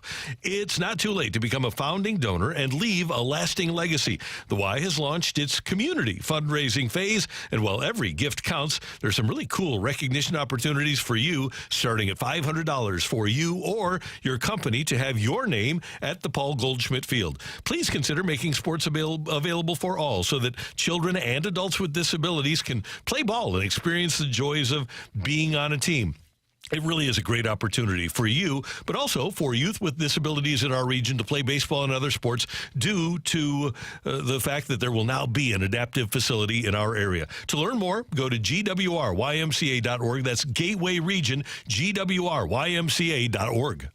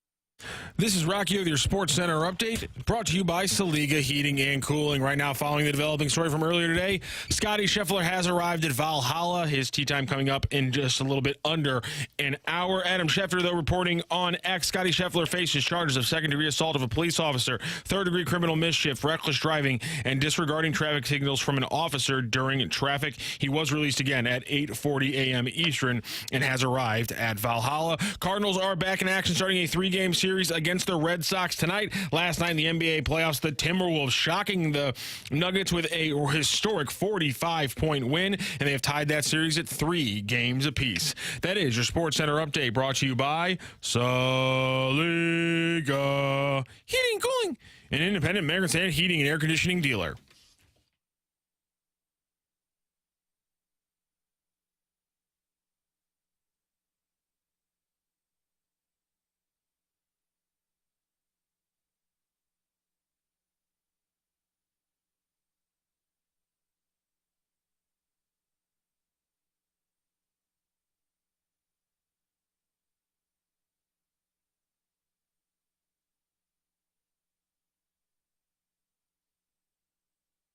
Welcome back to the opening drive. Brooke, Dan, and Rockio here, and it is time for the fight. And our fighter today is Kevin. Kevin, how are you doing? Good. Happy Friday, Brooke. How are you? Oh, I'm doing great. It's nice and sunny outside. It's beautiful today. Are you going to do anything outside today, Kevin? Work. Oh, well, hopefully there's a window where you can see how sunny it is. Yeah. Is this your first time facing Randy in the fight? It is not. Oh. How did you fare before? How did you do? I beat Randy in the first round, then he got me in the second round. All right. Well, good luck to you today. Let's see what you can do as the weekend is here. As Brooke said, the weather is great, and we have a spry Kevin on the line that has a chance to take down Randy. So here we go with question 1. The first 4 decades of the NFL were dominated by just a few great passing teams. Which old school wide receiver is the only player to lead the league in receiving touchdowns more than 6 times, doing it 9 times? Is it Raymond Berry, Don Maynard, or Paul Warfield? Don Maynard. Is that your final answer there, Kevin?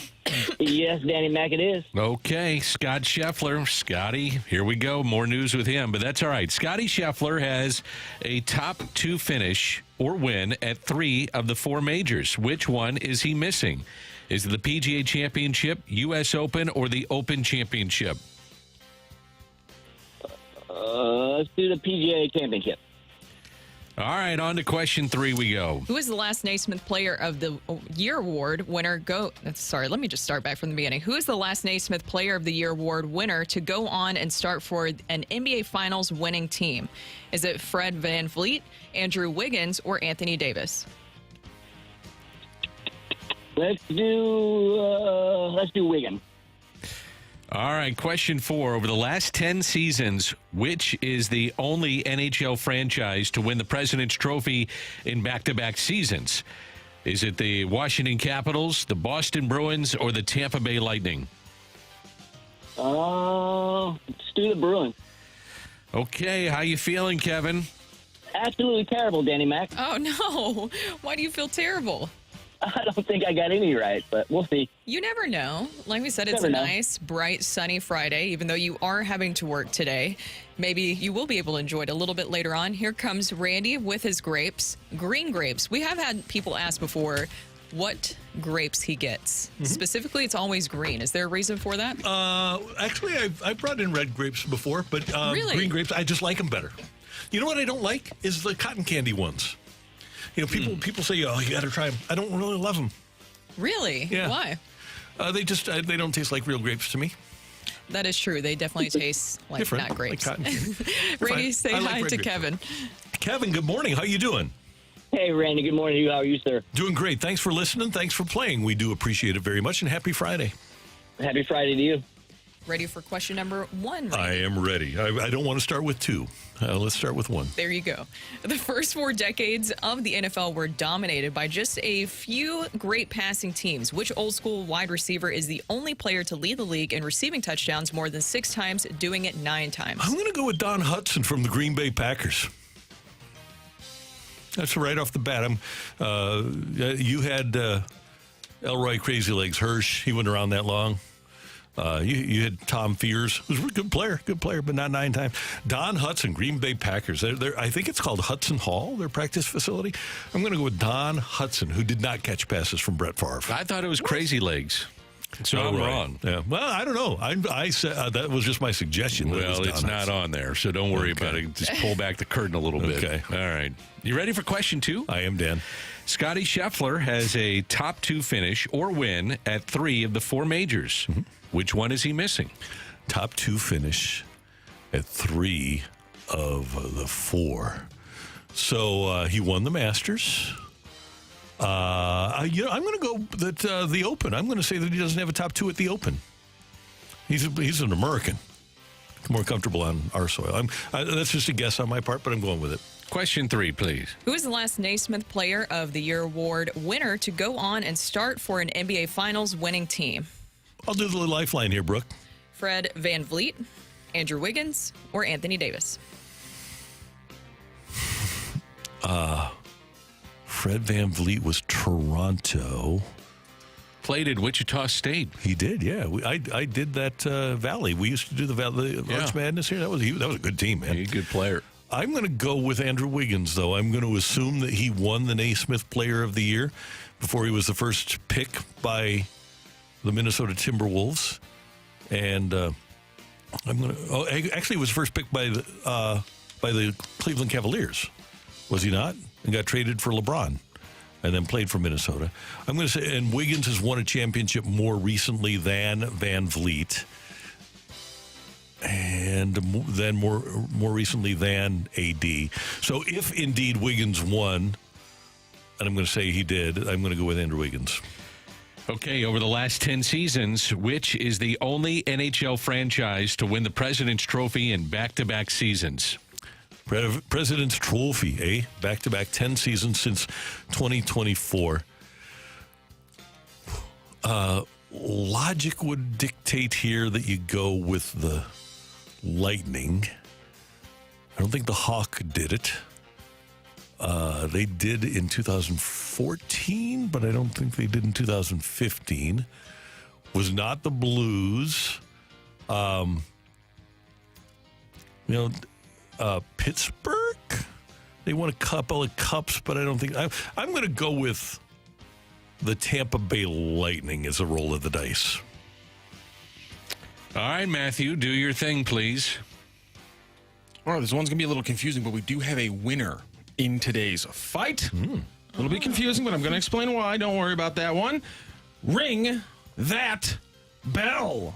The winner and still champion of the fight, Randy Carricker. The fight is presented by Golf Discount of St. Louis, with the most experienced club fitters in town. Why shop anywhere else? I'm sorry, Kevin. Randy Carricker took you down 2-1 today. It was a close fight. It was a tricky fight today, but Randy Carricker got you today. I'm sorry. I appreciate it, guys. Happy Friday. Of course, Kevin. Hi, Kevin. And let's go through the questions and the answers. First one was where we had an issue here. First 4 decades of the NFL were dominated by just a few great passing teams. Which old school wide receiver is the only player to lead the league in receiving TDs more than 6 times, doing it 9 times? Here's the thing. I just wrote down the wrong Don on accident in the questions. I knew it's Don Hudson. I wrote down Don Maynard, which is the answer I had highlighted because I had a Don down, and that was the correct answer that Kevin correctly put down. Answered the question that I had down correct. It was Don Hudson, not Don Maynard. That's just me writing down the wrong Don. Don Maynard ended his career with the St. Louis Cardinals. Yes, he did. That's very correct. Don Hudson, excuse me, not Don Maynard. I just wrote down the wrong Don on that one. That's a really big faux pas for an Italian too. Fox pass.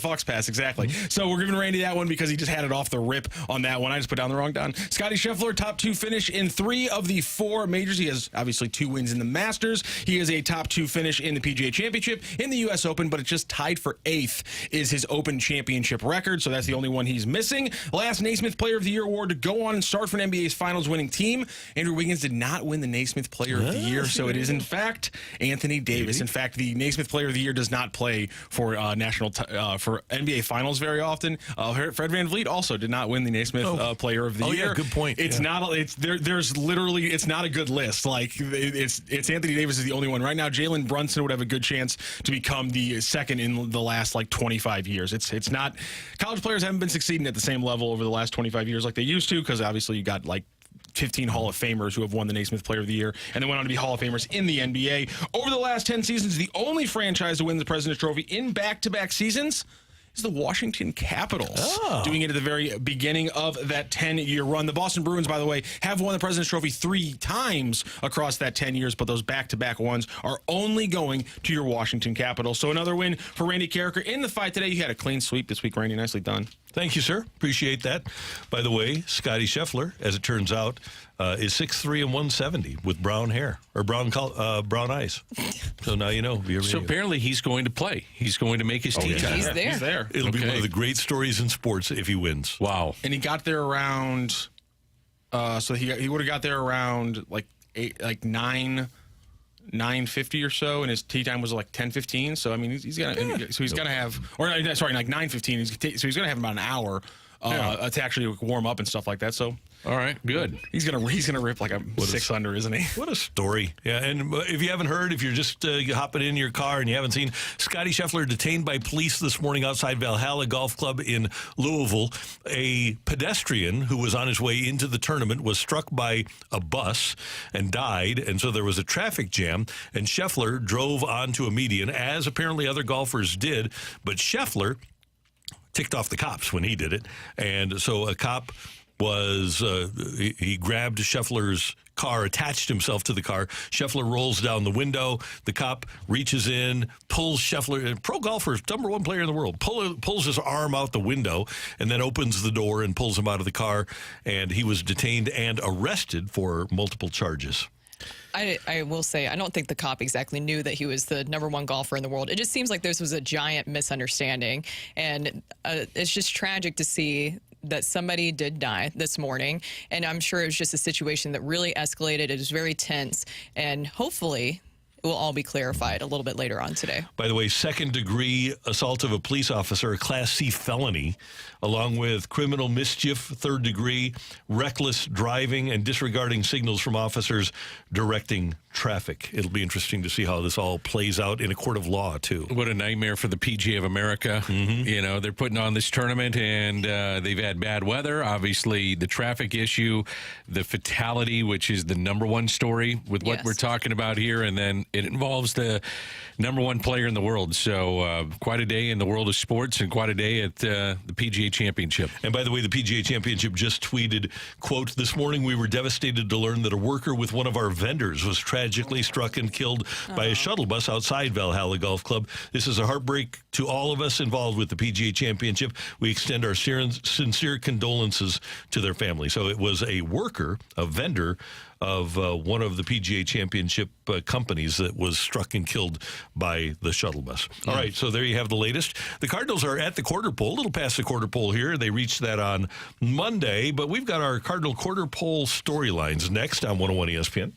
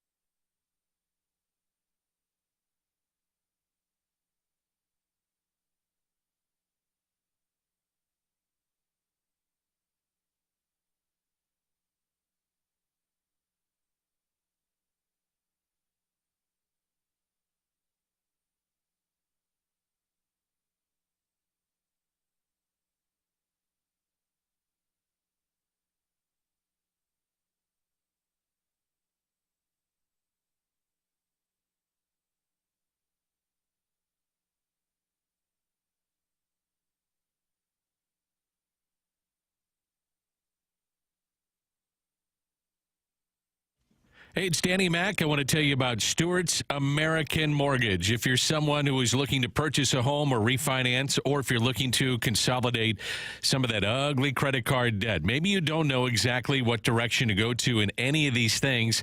Hey, let me make it easy for you. Call Stewie from Stewart's American Mortgage, and he'll help you every step of the way. If it's a new home you're looking to purchase, he'll get you to the closing table fast. You're asking how fast? How about 10 days?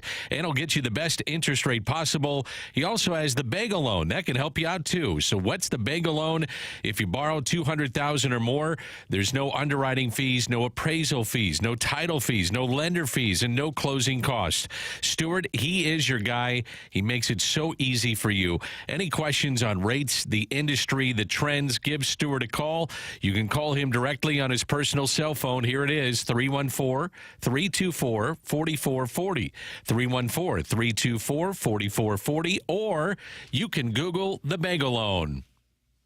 NMLS number 226715.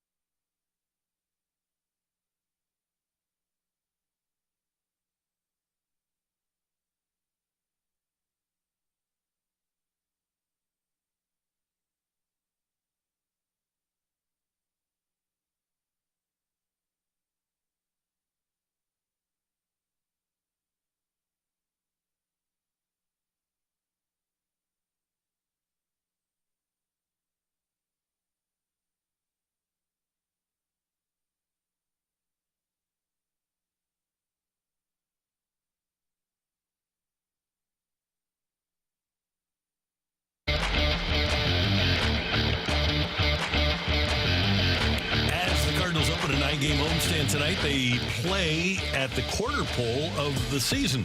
As the Cardinals start this homestand, they have a record of 18-25. That's 43 games played of the 162. So we're a game and a half past the quarter pole of the season. So we wanted to provide you with some quarter pole storylines.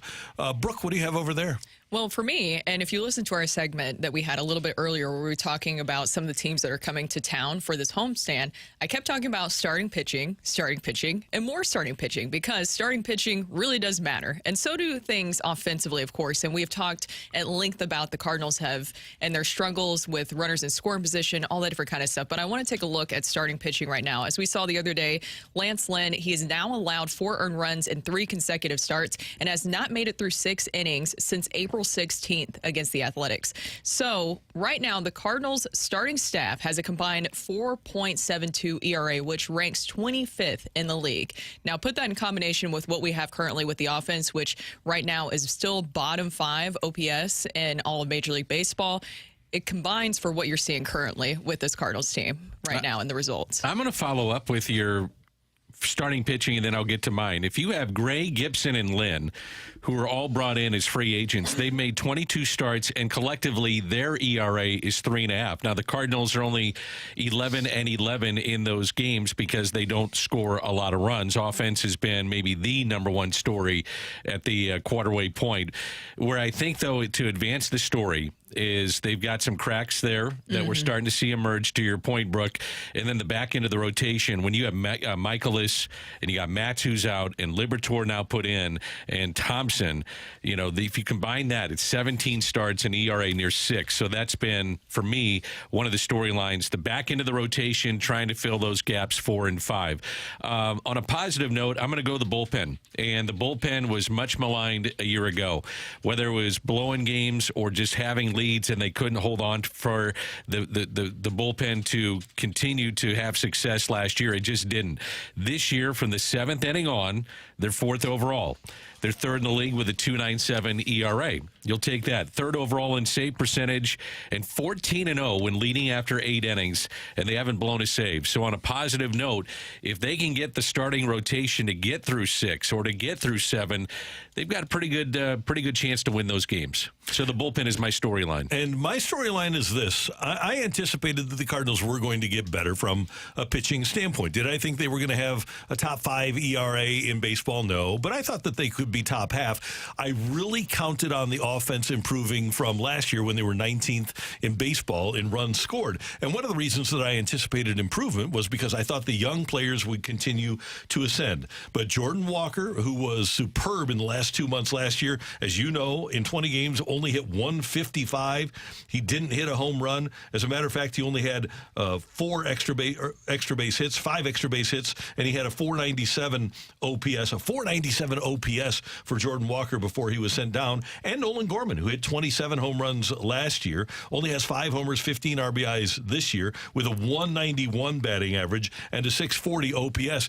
That's 2 young players with a ton of potential that I anticipated would improve that have regressed. And I think those 2, along with, and my other storyline is obviously, I think for a lot of us, Arenado and Goldy not producing the way that we anticipated they would. But I thought that Arenado and Goldy would maintain. I thought Gorman and Walker would be a lot better, and unfortunately, they've been a lot worse. Here is the importance of power in the game. The Cardinals have 32 home runs. That's it. If you look, and I looked at this last night, 10 of the top 12 home run hitting teams are above 500. Mm-hmm. That's just the way the game is played today. And right now, the Cardinals are hitting just .210 at Busch Stadium. They're last in runs, batting average, on base, OPS, third fewest home runs, hitting under 200 with runners in scoring position. I mean, I can throw the numbers at you. They've got to be better offensively. Would you 2 agree with me that the Cardinals' best offensive player is Wilson Contreras? Yes. Yes. and they're missing him. 100%. Now, we've talked about Alec Burleson has stepped up in this situation where you have that absence with Wilson Contreras. But looking at Nolan Gorman specifically, what do you think is part of his regression? Is there anything that you guys are seeing right now for him? He just looks a little bit lost at the plate. I would say it's buttered popcorn, missing out on buttered popcorn. Why did I know that you were going to say that? Yeah. Of course, that was the big story going into the season, is that to help with his back issues, don't say it, Randy, to help with his back issues. Dan, what's going on today? What do we have going on? We already did the fight. Like 2 freaking years at this point. What's going on? There we go. That's more accurate. About a week back. They said what? Hey, also Xavier Scruggs is going to join. I can't wait to hear from X. But yes, there was a lot made about with his back issues that he changed his diet going into the season, and now it makes you wonder: should he just go back to that diet before? Because I know he still had back issues, but it seems like this is something that is just lingering for him moving forward. I think you got to just live with what you have, which is probably an average around 200 to 215, and walks into a bunch of bombs. And he's going to strike out a ton. His strikeout percentage is around 40%. That's what you're going to get. Maybe, Dan, what he needs to do is try Mike and Ike's, which is a delicious movie candy. And it's got some of the stuff that he's missing. It won't cause back issues, but it'll enhance his power. Is that what you think? You like Mike and Ike's? Green box Mike and Ike's, the originals. They're okay. They stick to your teeth. They're better than Dots. Dots stick to your whole body. It's the Dots. I mean, it's okay. It's not my favorite candy. Mine either, but I think they'd be effective for him. Is there anything better than movie theater popcorn? It's fantastic. And just loaded up with butter. You know what, though? Gluttonous. You know what's really gluttonous, though? Getting the movie theater popcorn with the butter, and then you get a box of Junior Mints, too. Oh. Or put M&Ms on the popcorn. That's a play, Brooke. That is the play. Oh, that is the play. Yeah. You guys really are gluttonous. Mm-hmm, big time. Let's go get a big Coke and some popcorn. You look great, Randy. I said, do you ever look at that Instagram that I sent you called Snacks something? I can't remember what it is. Yeah. And it gives you all the updates on the latest snacks. I send that to Randy so we can keep up to date on all the different snacks that are going around. I'm following. Mm-hmm. Do you guys think a storyline with this team, too, is their fundamentals? I think they've been better. Yeah. Yes. You know, I think that's part of what's happening, too, is that if they could just hit, I mean, back into the bullpen is good. Fundamentals, I was looking at this. They're 12th in the majors, 3rd in the National League with 10 defensive runs saved. Yep. They run the bases at times, not always, but at times. It's been better than a year ago. Mm-hmm. It's just, can they get any hitting? Right. You know, can they hit at all? I mean, they're just not hitting. And the lack of hitting prevents them from being aggressive. It's hard to run when you aren't on base. Or you're trailing in games. Right. You know, a lot of times if you're down 3 or 4 runs, you're just not going to steal bases. You're going to sit back and try to do some damage. I think at the end of the day, though, here's the thing. People talk about the panic bus. I thought this would be a 500 team at the beginning of the season.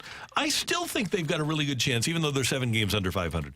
I think they could be a 500 team. So I'm not going to panic if they aren't a division leader, because I really didn't anticipate them being a division leader. I think they are what they are. I think they... Number one, the young players need to ascend. I think that's a huge part of this. The ones that I talked about, the team would be a lot better.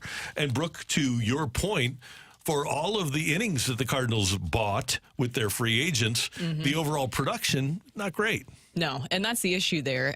I'm just very curious to see Lance Lynn, when you're talking about innings eaters, he has to get deeper into games. But also Miles Michaelis, it hasn't been great for him really this season, especially to this point. And Sonny Gray has been great, but these last 2 starts for him have been rough. Now, do I think that that's going to be what's going to happen to him the rest of the season? Of course not. But really, Sonny Gray has been the only bright star of your starting rotation currently, other than Kyle Gibson, who definitely has progressed and has done really well for the team here lately. Now, he is what I think they envisioned for the back end of the rotation and how things were going to work out. And what I said in December, if you put Dylan Cease at the front of this rotation with Gray and Gibson, then you really got something. Here's the crazy thing in the wild card: the Cardinals are 2.5 out.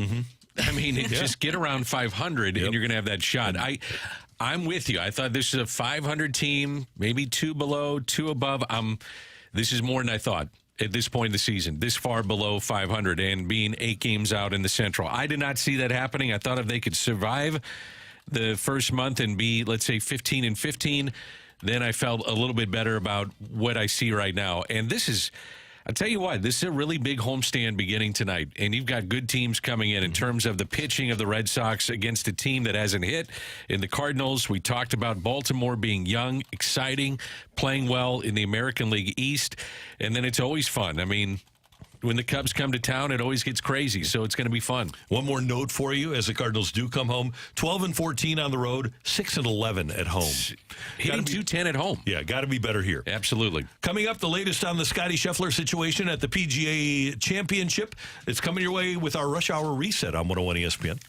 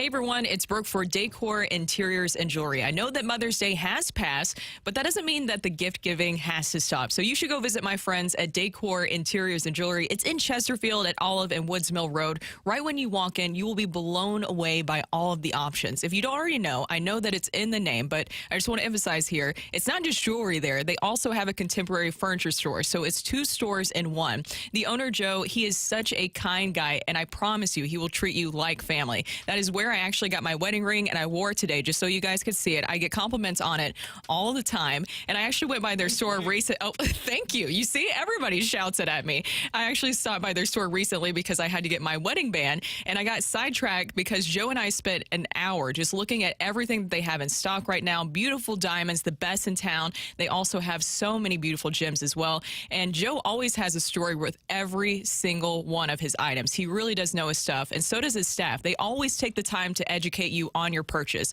So why not have them help you find the perfect gift for the mother in your life? Go stop by Decor showroom today and make sure you mention that I sent you. Decor, always unique, always affordable.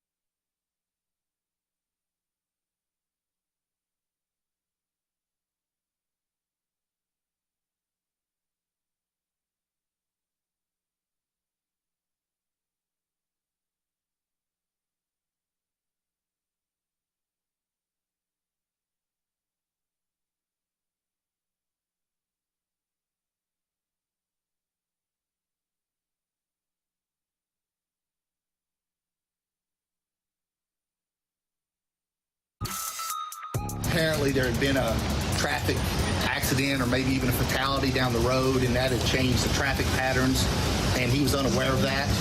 And I think the officer that was directing traffic was maybe not part of the event traffic detail, and so that's where the miscommunication arose, and that's why we're here. That's the voice of Steve Romines. He's the attorney for Scottie Scheffler, who was arrested this morning, making his way into Valhalla Golf Club in Louisville for his round at the PGA Championship. There was a fatal accident. A shuttle bus hit one of the vendors for the tournament, and that person died. So there was a chaotic situation outside the tournament venue, Valhalla Golf Club. Scheffler was trying to drive in and prepare for his tee time, and he was driving on a median, was stopped by a police officer, pulled out of his car, put in cuffs, and led away and arrested. And Scheffler now has released a statement to Jeff Halla today. He's warming up as we speak. I think he's in a grouping with Wyndham Clark and Brian Harmon. Mm-hmm. You imagine what the conversation is with those three going into this second round of the PGA Championship, and then also kind of setting the scene. It's bad weather. You've had a fatality. You've got the number one player in the world having been, detained by police. It's a nightmare for the PGA of America, but I think the number one thing we got to remember is that there's been a fatality in this, and that's where most of the focus needs to be, is that someone passed away, and it's tragic. That is the biggest thing here. And Randy, didn't you say earlier that there was a statement that was put out by the PGA Tour that this was somebody who was working with the facility? Yes, it was a vendor for the PGA Tour. So either somebody that was involved with concession sales or merchandise sales, something, either somebody that worked or was selling those materials. And the statement that you read, just based off of what he was saying there, it really does sound like this was a big misunderstanding, because things just happened so quickly this morning, and it's so hectic when you have a death on the scene like that. You have cops who are familiar, who are already set up there, who are familiar with the facility, everything that's going on with the PGA Championship, and they understand that, because we've talked about the marked vehicles, that the cops knew about that. But then when you have the death that happened, then you're going to have cops come in from different areas who maybe aren't as privy to that information. And so maybe he thought that it was fine for him him to go on, and it seems like he thought he was being directed in that way, and it just escalated from there. But anytime that there's something like that happening, a death like that, things are always going to be very tense, and it just seems like it just is a big misunderstanding. Rich Lerner is a reporter for the Golf Channel, and he said, told by tournament organizer Mayor of Louisville, now involved along with the PGA of America officials, that Scottie has been, quote, world-class in how he's handling it, that with the loss of life and ensuing chaos, quote, everyone is deeply saddened. So not shocking that with Scottie Scheffler, he would try to handle what is a terrible situation with class. And as you might imagine, emotions raw this morning. Peter Burns of ESPN told by an officer that some blank tried to run over a cop, and that blank obviously was Scottie Scheffler. And this is more Steve Romines, right? Yeah, this is the second half. We didn't have the audio for it. This is the second half of Romine. This is the attorney for Scottie Scheffler. This is the second half, and this backs up Brooks' point about just being a giant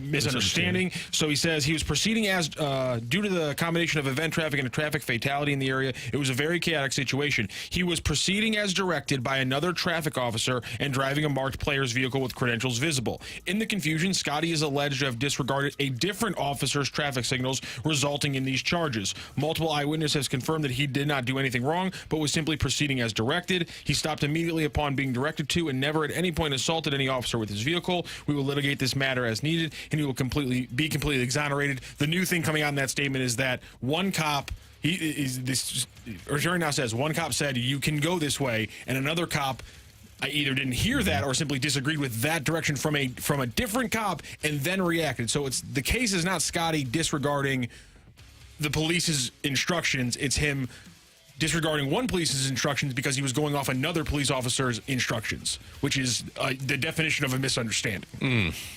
Either way you want to look at it, however you want to look at it, fatality, a major number one golfer in the world, and terrible. Yeah, and by the way, he was arrested on charges of second-degree assault of a police officer, third-degree criminal mischief, reckless driving, and disregarding traffic signals from an officer directing traffic. He very well could have been disregarding one officer's directions and following another officer, the way things sound. Those are a slew of charges, so it'll be interesting to see what develops. And I'm sure that they have body cam footage, so we will be able to get that. Because we had somebody text in earlier, and I find this fascinating as well. I didn't know until the PGA Championship was here in St. Louis that the golfers drove themselves to the event, and I thought that was very interesting that they did that. Would the caddy have been in the car with him to be able to witness this incident? I think that some are with him, and a lot of times it's a automotive group like Buick for all those years would supply vehicles. Like they supply vehicles at the Ascension Charity Classic, and you think about the shots television-wise of a top player getting out of that car. It's advertising for them. They support the PGA Tour, in this case, the PGA of America, and those cars are supplied to the players. Brooke, one of the all-time bizarre and wild sports stories is that on 9/11, the PGA Tour was here, the BMW Championship. And on that Tuesday, Tiger Woods is told about it on the golf course. And they shut down flights, so he couldn't fly home, and they canceled the tournament. So Tiger grabbed a Buick. He was a Buick spokesperson at the time, and they provided the complimentary vehicles, the courtesy vehicles for the players. He just took somebody's Buick, a courtesy car, and drove home to Orlando, Florida. That's where he lived at the time. And I've always thought about, like here we are, September 12th, 2001. Somebody in a gas station in Paducah, Kentucky, saying, "Is that Tiger Woods?" You would be so shocked, wouldn't you? You'd be like, "No way, this is real. This isn't really happening." He's and the thing is I don't think that he has such a distinct look to him that you would know that it's Tiger Woods. Yeah. Oh, you know. I could just imagine the black pants and a red shirt coming out. Exactly. And wait a minute, that's Tiger Woods. That's, by the way, that was the beginning of the Tiger Woods Foundation, which has raised millions and millions of dollars to help kids, inner city kids, all kinds of children that need help and schooling and whatnot. But on his way home, he was driving and started thinking of things that he could do. And so that's when the beginning of the Tiger Woods Foundation began, on his drive home from St. Louis to Florida. So there was some positives that came out of that if you're looking for one. I just always kind of assumed it was a little bit of fake TV when you had the shot of them coming out of the car, because I knew that there was some sort of sponsorship. So I was like, oh, surely they're not driving themselves to the golf course in these situations, but they are. Oh, yeah. They are. Now, we know that he is partial to Perkins Pancake House, right? It's just, here we go. But here's the thing, Dan, you mentioned yesterday that if it wasn't Tiger Woods, if it would have been Joe Smith rather than the greatest golfer in the history of the world, he may have had his leg amputated, right? Or his foot amputated. Yeah. So would he have switched his allegiance from Perkins to IHOP? Oh, Randy. When did you think of this one? Because I'm just curious. I feel like this is what. No, you didn't. You've been thinking about that one all night, haven't you? Yeah, okay. They said, what? We're going to have Xavier Scruggs on the program. And we always ended with Rock and Roll. Yeah. As you said, Randy, rock and roll. Yeah. Okay. Coming up, we've got, they said, what? Next on 101 ESPN. It's time for a DraftKings at Casino Queen Redbird report on 101 ESPN. Brooke Grimsley here for your Redbird Report. The Cardinals are back at home and will open a 9-game homestand starting tonight with the first of 3 games against the Red Sox. First pitch is at 7:15 with Kyle Gibson getting the start for the Cardinals. Across 8 starts, Gibson's 3.67 ERA is his lowest since he posted a 3.61 ERA in 2018 with the Twins. The Cardinals will see a familiar face this weekend, Tyler O'Neill making his return to Busch Stadium since being traded to the Red Sox this past December. O'Neill hitting his 10th home run of the season on Monday, but prior to that game, O'Neill was hitting just 143 with no home runs and 1 RBI over his last 10 games. He struck out 18 of his last 35 at-bats prior to that, too. The Cardinals will host the Orioles and Cubs during this homestand. The Redbird Report is presented by DraftKings at Casino Queen. Play, stay, dine at DraftKings at Casino Queen.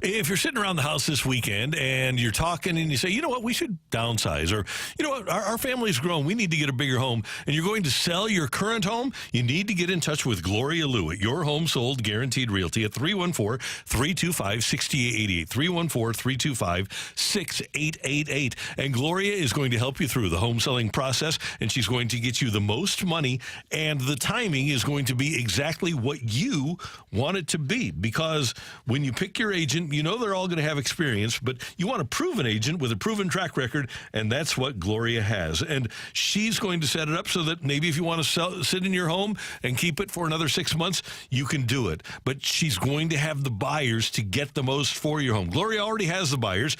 with over 20 years of buyers in an exclusive database looking to buy in your neighborhood and in your price range, that's how Gloria nets you the most money and creates the highest demand. She sells for more and sells faster when compared to your average agent. Call Gloria Lou, 314-325-6888 if you're considering selling your home, or just visit GloriaHasTheBuyers.com.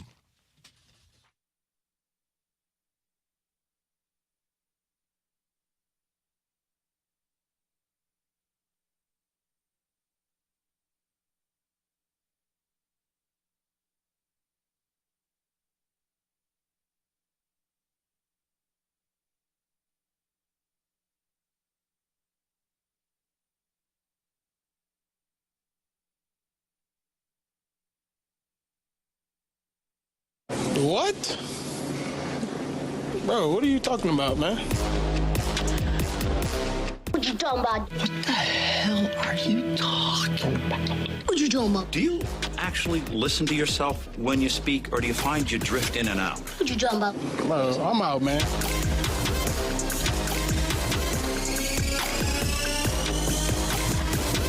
It's time for it. They said, what?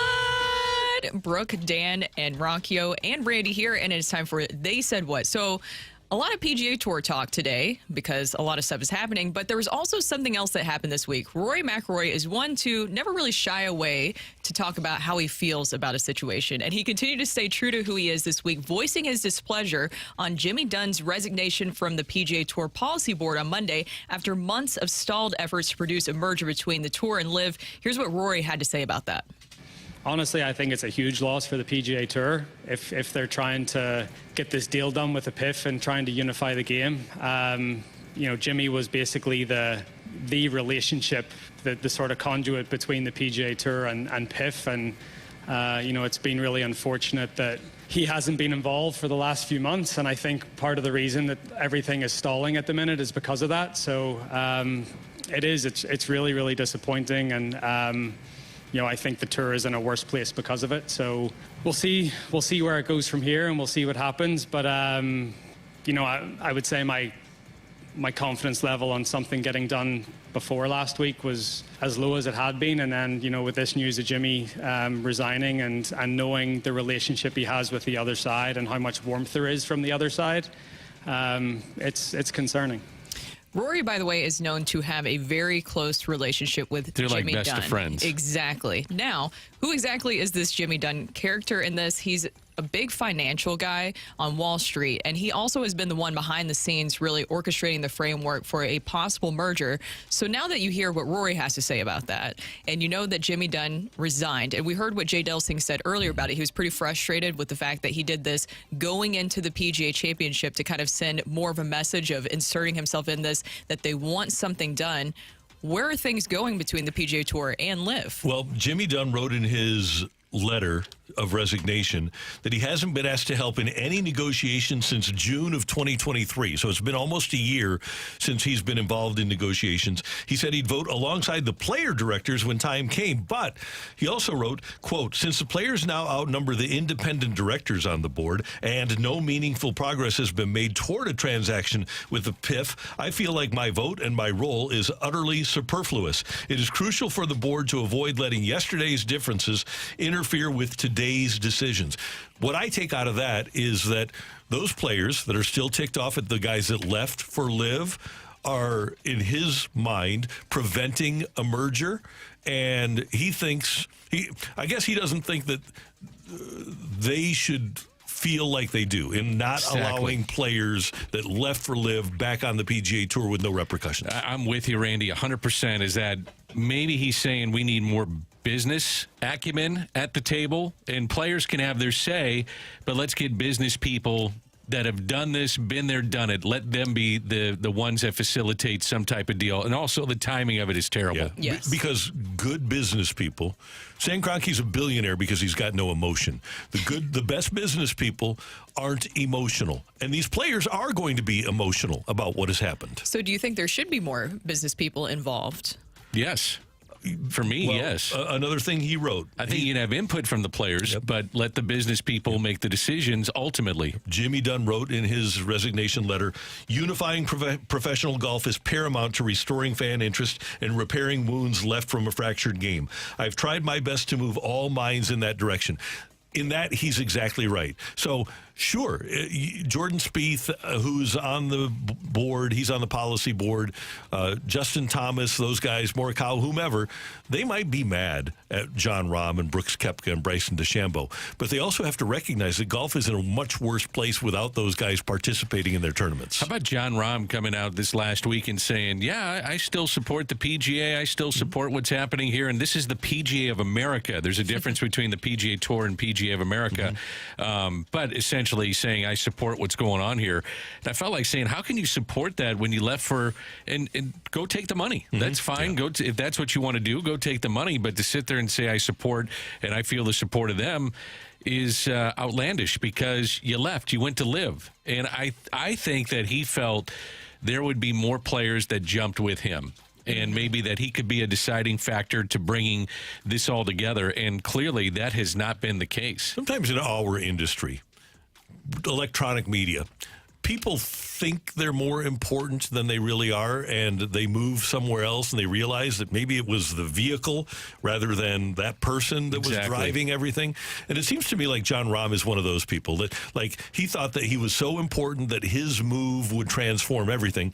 No, he's just another guy. He's no different than Koepka or DeChambeau. He wasn't going to be able to change what happened with Liv and Piff in golf. I'm still just kind of confused about which direction this whole situation is going. Are we getting closer to a merger, or is this just putting you further away from it? We have Jim Nantz on the show this weekend, and I asked him about the state of golf, and he felt like we're getting closer to, and I'm paraphrasing here, but getting closer to a reunion of these, and how they make it happen. Like he said, I don't know how they make this thing happen. No one knows, but it does seem like there could be some momentum going. And again, I'm paraphrasing, but some momentum that's going in the direction to unify. And I don't know how you guys feel, but watching the PGA of America put on the PGA event yesterday, to me, it felt right. Like, we have live players that are in this. You've got DeChambeau, who had a pretty good first day.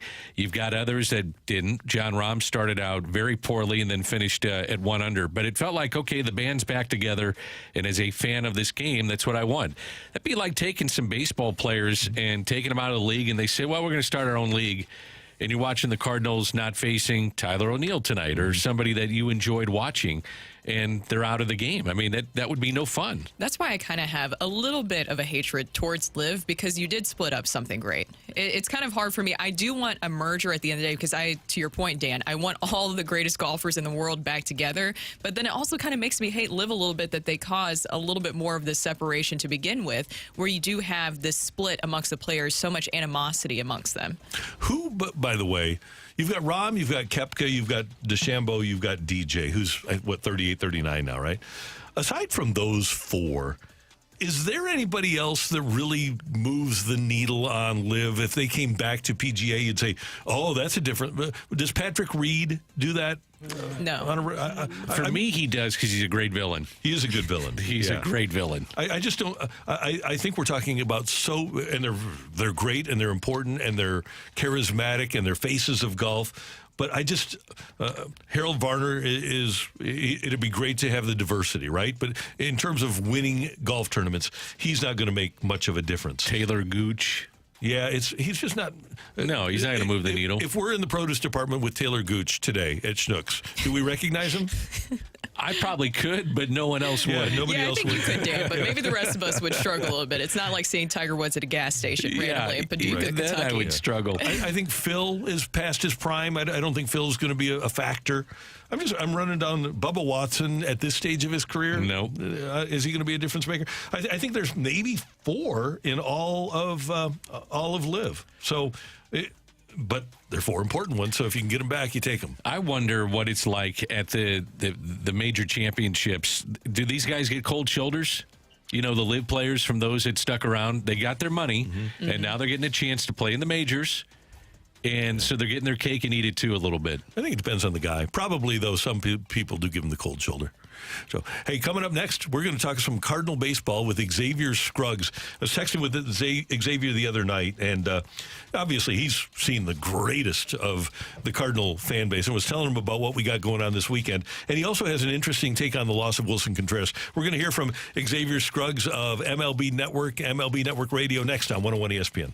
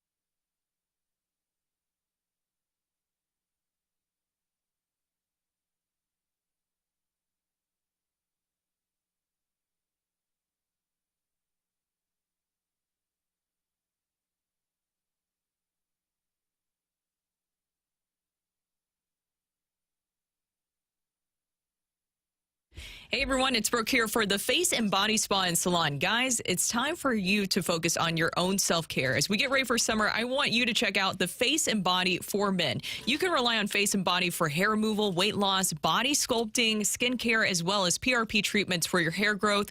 This past weekend, my fiance and I, we actually went to the Brentwood location because he's actually testing out laser hair removal for the first time on his back, and it was super quick and easy. I actually timed it. It took 15 minutes from when we walked in there and then when we left for him to laser his entire back. And they said it would be a couple of sessions before he sees results, but it was just super easy to do. And according to him, he said it was completely painless. And with 6 area locations, I'm confident that you will be wowed by the experience at the Face and Body Spa and Salon. It's not just for women like me, because that's where I also go to for all my skincare needs. It's also for the men out there, of course. Call them today at 314-725-8975 or learn more at thefaceandbodyspa.com.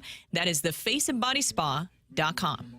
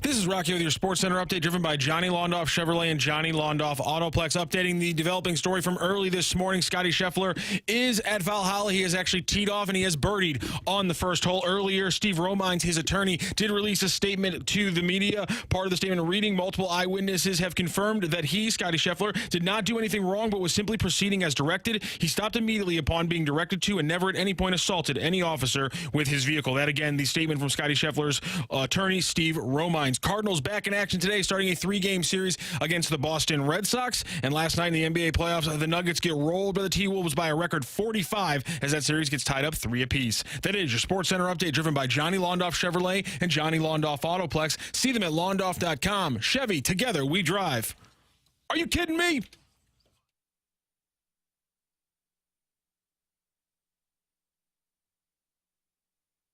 But the one thing about the Cardinals is the narrative a lot of times is Arenado and Goldschmidt, right? They're not hitting, so nobody else is hitting. And I can't hear that anymore. Like, it's got to be everybody has to be held accountable. Ars Newbar, I look at Nolan Gorman, those guys that performed last year, Brendan Donovan, those guys, OPS, all under 700. You can't just count on 2 players in the lineup to be the whole team, to me. Brooke Grimsley, Dan McLaughlin, Randy Carricker. It's the opening drive on 101 ESPN, and one of my favorite guests is the former Cardinal Xavier Scruggs of ESPN and MLB Network. As a matter of fact, that was from MLB Network, and the X-Man joins us now on the Celebrity Line here on 101 ESPN. Xavier Scruggs, always great to have you with us. How you doing? Hey, doing good. I appreciate you guys having me this morning. We always enjoy it, Xavier. And I want to start with this because you have a couple of takes. Number one, and we all agree with that here. And one of the other names, you mentioned Newbar and Gorman, Jordan Walker, another guy. We've seen these guys that have performed well in the past and have kind of regressed. What have you seen that has caused the young Cardinal players to regress? Yeah, well, first of all, the underperformance of some of these guys is probably the most frustrating thing for me, because you almost look at last year and you expect guys to bounce back and expect guys to bounce back with a vengeance, right? To take some of last year, bottle it up, and make it that much better. And we just haven't seen that. And honestly, the answer for why it's been like that, it's hard to find. You can always, I look at it this way, you can always point the fingers at the superstars on the team or the guys that are getting paid a lot of money to perform. But at the same time, I look at from an offensive approach standpoint, there just has been a lack of discipline. There's guys that are not doing a good job early enough in the count to put their good swings on the baseball. If you watch a lot of the Cardinal games, it feels like they get to 2 strikes faster than any other team a lot of the times. And normally a Cardinals team is known for really good disciplined at-bats, not necessarily the most power in the league, but a team that does a good job of being able to put the bat to the ball, be able to go the other way, be able to play the game of baseball dictated by situations. And to me, that just hasn't been the case. And ultimately, that does fall on the hitting coach to me. And it's just like, hey, we got to put together better plans. And it's not easy to do, but it almost seems like a repetition of what we've seen continuing from last year.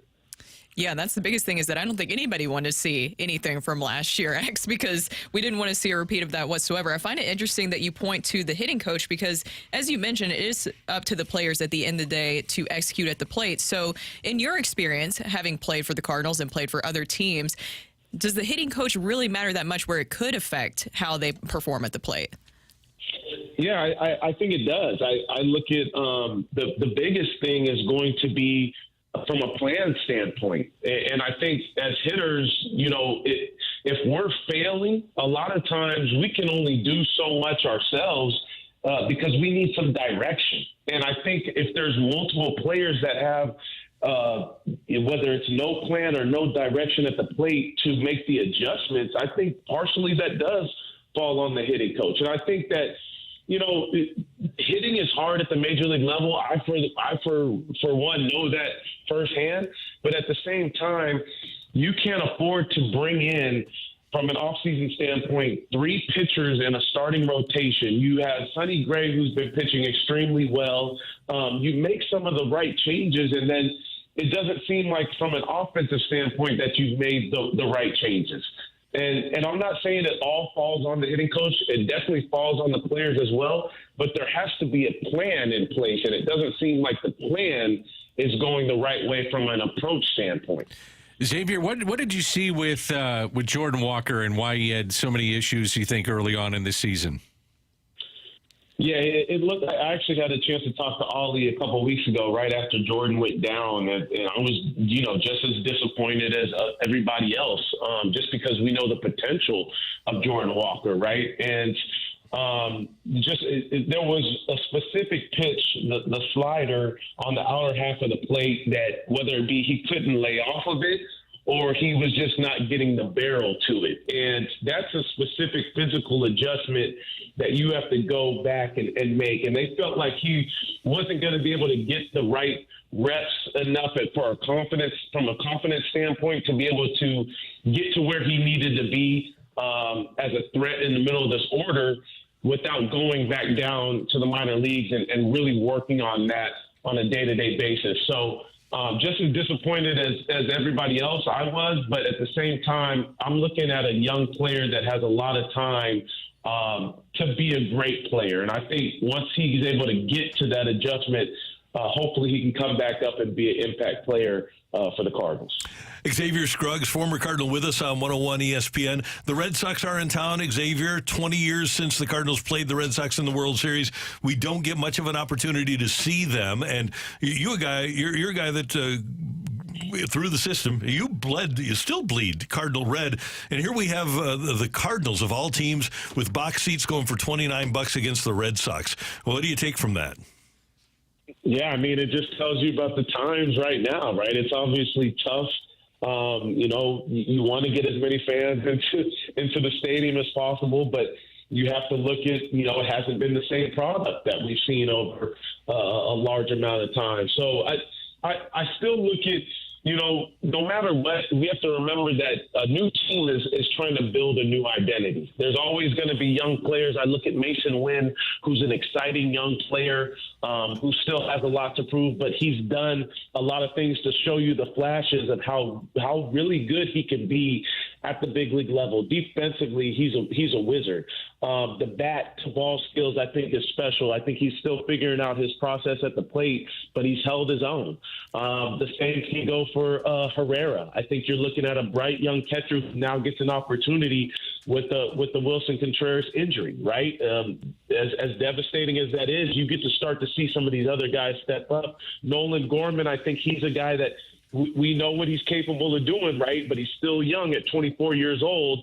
So hopefully he understands that he's helping build this identity of the next nucleus of Cardinals that will continue to perform for this team. But also look at, hey, it's the Red Sox.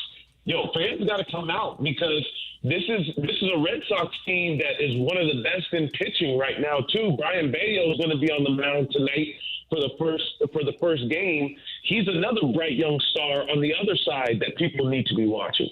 Hey, Xavier, I want to get your take also, and you tweeted about this when Wilson Contreras got hurt. But you mentioned how important he is to this franchise. How important has Wilson Contreras become to the Cardinals right now? I mean, it's an interesting story because you go back to early last year, there was a point in which he might not have been catching for this team at any point. So, it just tells you how much work he's put into it, how good he wants to be, not only as a hitter, but behind the plate. He's a leader. That's one of the reasons why the Cardinals signed him after a Yadier Molina. You're looking for not necessarily a replacement, but somebody who can bring that same level of leadership. And once you go and talk to the players in that clubhouse, you're getting an understanding of that's what he has. He has that kind of face of an organization type of attitude and mentality. So once you lose that, it's not only an offensive loss, it's also a defensive loss now. It's a mentality loss. And somebody that was really the only bright star in the lineup consistently. So it tells you how big that is for this roster. Now, X, I'm not hoping that anything bad happens here, so I just want to start with that. But this is going to be a very tough homestand for the Cardinals when you're facing the Red Sox, Orioles, and the Cubs, all very, very good teams. Theoretically, if things do not go well during this homestand, do you see any big changes coming? Yeah, I don't necessarily say that big changes are coming. I mean, these are some tough teams that you're going to be facing. It is what it is. I don't expect all of a sudden there to be changes if the Cardinals don't win half of these games. I mean, it's going to be tough. The one thing I will say is there has to be progression, right? There has to be certain areas in which you see the team fighting and getting better and a certain energy. And I think, we just talked about Wilson Contreras. He brought an energy. So I look to other players to step up when it comes to that type of energy, when it comes to bringing something as far as impact to this team. And as far as your question, I just don't see it happening. I mean, Mozeliak has said often, Ollie is the manager of this team. They know what's going on with this roster. He's got to work with it. I don't see changes happening anytime soon if it's not a good homestand. From a hitter's perspective, and I know you evaluate guys all the time and you know what the hell you're talking about, so let's ask you about Goldy. Got off to a slow start, now starting to heat it up. What do you see the difference with what he's doing at the plate? Yeah, it's actually funny. Me and Mark DeRosa were talking about Goldy and kind of what we had seen from him, and it almost looked like he was kind of in between pitches. And we power hitters kind of go through these stretches at times where you find yourself in between. So, and what I mean by that is sometimes you're sitting back too much on the off speed and you start to get more fastballs. And then sometimes you're aggressive on fastballs thinking you're going to get more heaters and you start to get more off speed. And that's kind of where he was sitting in between, almost guessing in a sense. But it seems like now he's starting to get to a point where he's letting the ball travel a little bit. When we think of Paul Goldschmidt, like he's hitting bombs to the opposite field. That's when he's going really well, hitting doubles into that right center gap. I think with him sitting and letting the ball travel a little bit, which is easier said than done. It's not easy as a hitter to trust yourself and let guys who throw 99, 100 miles an hour start to let the ball get a little bit deeper on you. But ultimately, he's so quick with his hands, he can afford to do that. And I think he just lost a little bit of that confidence in sitting back and allowing the ball to travel. And I think you're starting to see him do that a little bit better, which allows him to recognize off speed better as well. Xavier Scruggs mentioned the energy that Wilson Contreras brings to the Cardinals. Xavier Scruggs brings it to everything he does in broadcasting, including your YouTube channel, Show and Go with X, which is a lot of fun. I watch it as often as I can. You've had some great guests, and you have a great time taking people behind the curtain. No, I appreciate that. I think that's the one thing that I love to do. Obviously, you guys do it extremely well, too. But just giving people a different perspective on the game, right? As an analyst, I can tell you what somebody's doing wrong, but until I can really learn from what that person does on a day-to-day basis, for example, getting to sit down with a guy like Harrison Bader and get to learn his everyday process. And now when I talked about him with the Mets, and him having a 2-hit night coming in the game yesterday, I can tell you exactly what his thought process is and his mentality at the plate and defensively. So it gives me more of the insight that I can just give to the fan base. It's Show and Go with X, and you should subscribe on YouTube. Xavier Scruggs, always great to hear your voice and your insight. Thanks so much for the time. We do appreciate it. Have yourself a great weekend. Yeah, you guys too. Appreciate you guys for having me. All right, my man. See you. Take care. That is the great Xavier Scruggs joining us on 101 ESPN. I interviewed him for a radio game one time, and I knew at that point this guy's going to be pretty good. I came in with like 2 questions. He gave me 4 minutes of answers, and they all were insightful and well-spoken and gracious, and that's when you knew, hey, this guy's got a chance in the media, and he's done a heck of a job. And a great human being, just a terrific person, in addition to being great at what he does. Super, super nice Absolutely. guy. Yep. Coming up, we're going to head down the stretch with Rocc Roll here on 101 ESPN.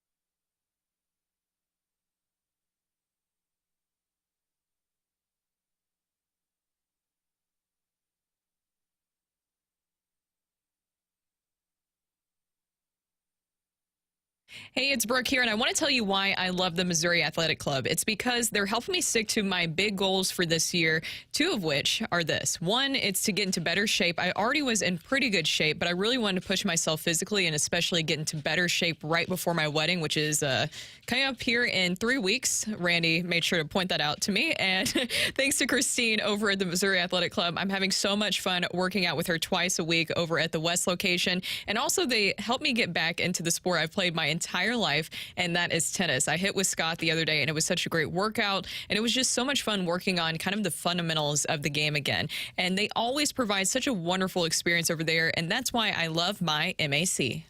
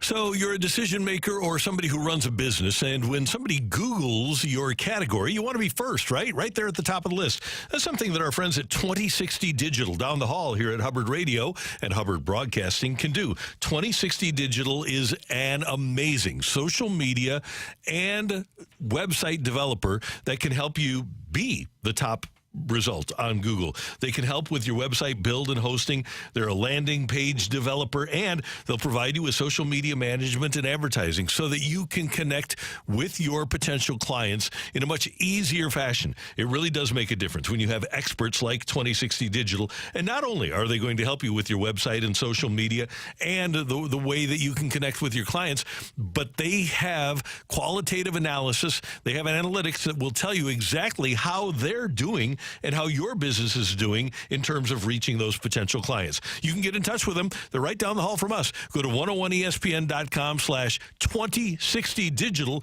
to improve your business.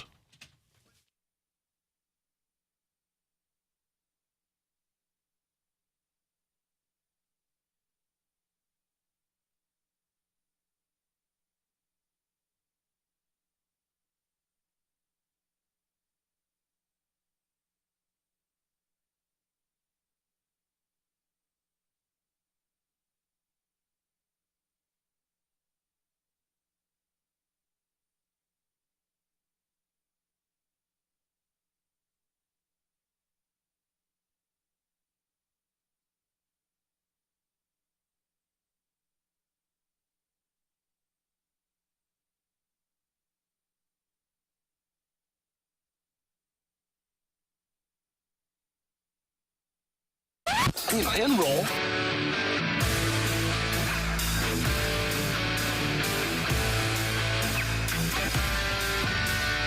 Let's rock. Let's rock today.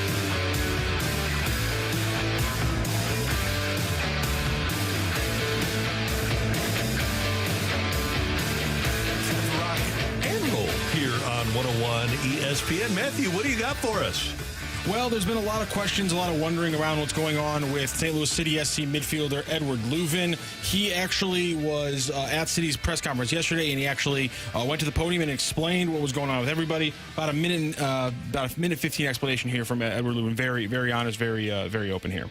It was like, you could say, like kind of out of nowhere. Like my wife has had like serious health issues, and it got worse and worse, and then she ended up having a surgery, and yeah, the truth is now that my wife has cancer. So I want to be like very open about that, because I know maybe like at a certain point people will know, and also yeah, this is also a request honestly for my brothers and sisters in Christ all over the world to pray for my wife for health and courage in that time. It doesn't matter, like within the club, family, friends, church, like we received flowers, people would bring meals, and it was incredible. Like we were so many times drawn to tears because of the love of so many people. And obviously sometimes you think, like for myself, sometimes you don't even know what's going on within yourself. And sometimes then obviously I talked to my wife the most in that time. And the crazy thing is, like, even that my wife, she is suffering from with her health issues. And she was, like, most of the time the one encouraging me, you know, and encouraging each other, which is incredible. So obviously, thoughts and prayers out to Edward Leuven and his family for this one. I don't think he really even had to do that, but it says a lot that he wanted to put it out in Front Street, and obviously the support he's received from the fans and the people inside the building has been incredible, and I expect that to continue. We will think about him and his wife during this hard time, and that is just so brave of him to go out there and speak on this, because it's not something that we need to know.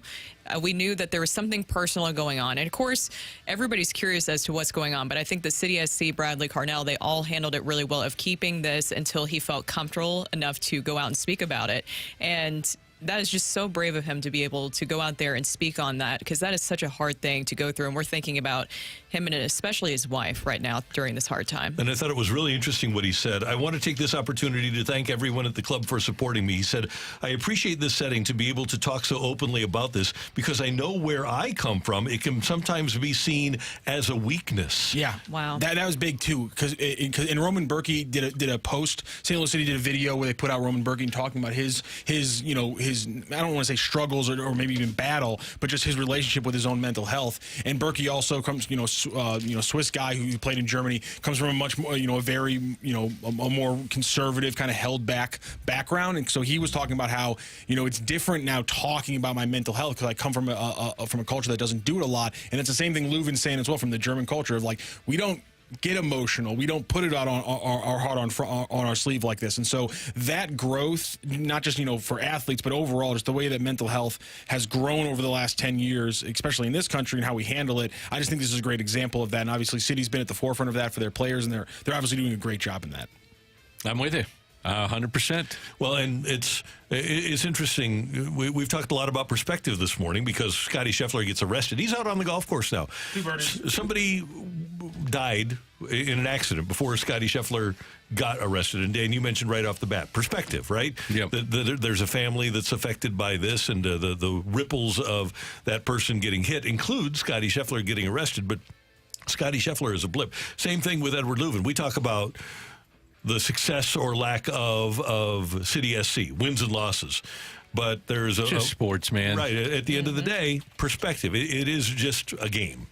It is, at the end of the day. And I'm glad that he felt comfortable enough to be able to share that. And that just also shows the fan support here, that he knows that he can share that and that he'll be embraced, because he has been embraced thus far. So we'll be thinking about Leuven and his wife during this time, and hopefully she's on the road to recovery currently.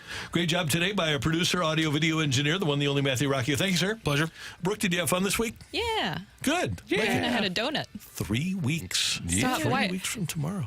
Randy, we got next week, and then the week after, and then the week after. I'm already and then trying not to freak out. I like how I asked. So I was like, I don't know if I need reminders. And now that you're like counting it down, I'm going to start counting down by days next week. You're going to come up with like a whiteboard. I will. That's a good idea. No, I shouldn't have given you that idea, Dan. What did I just do there?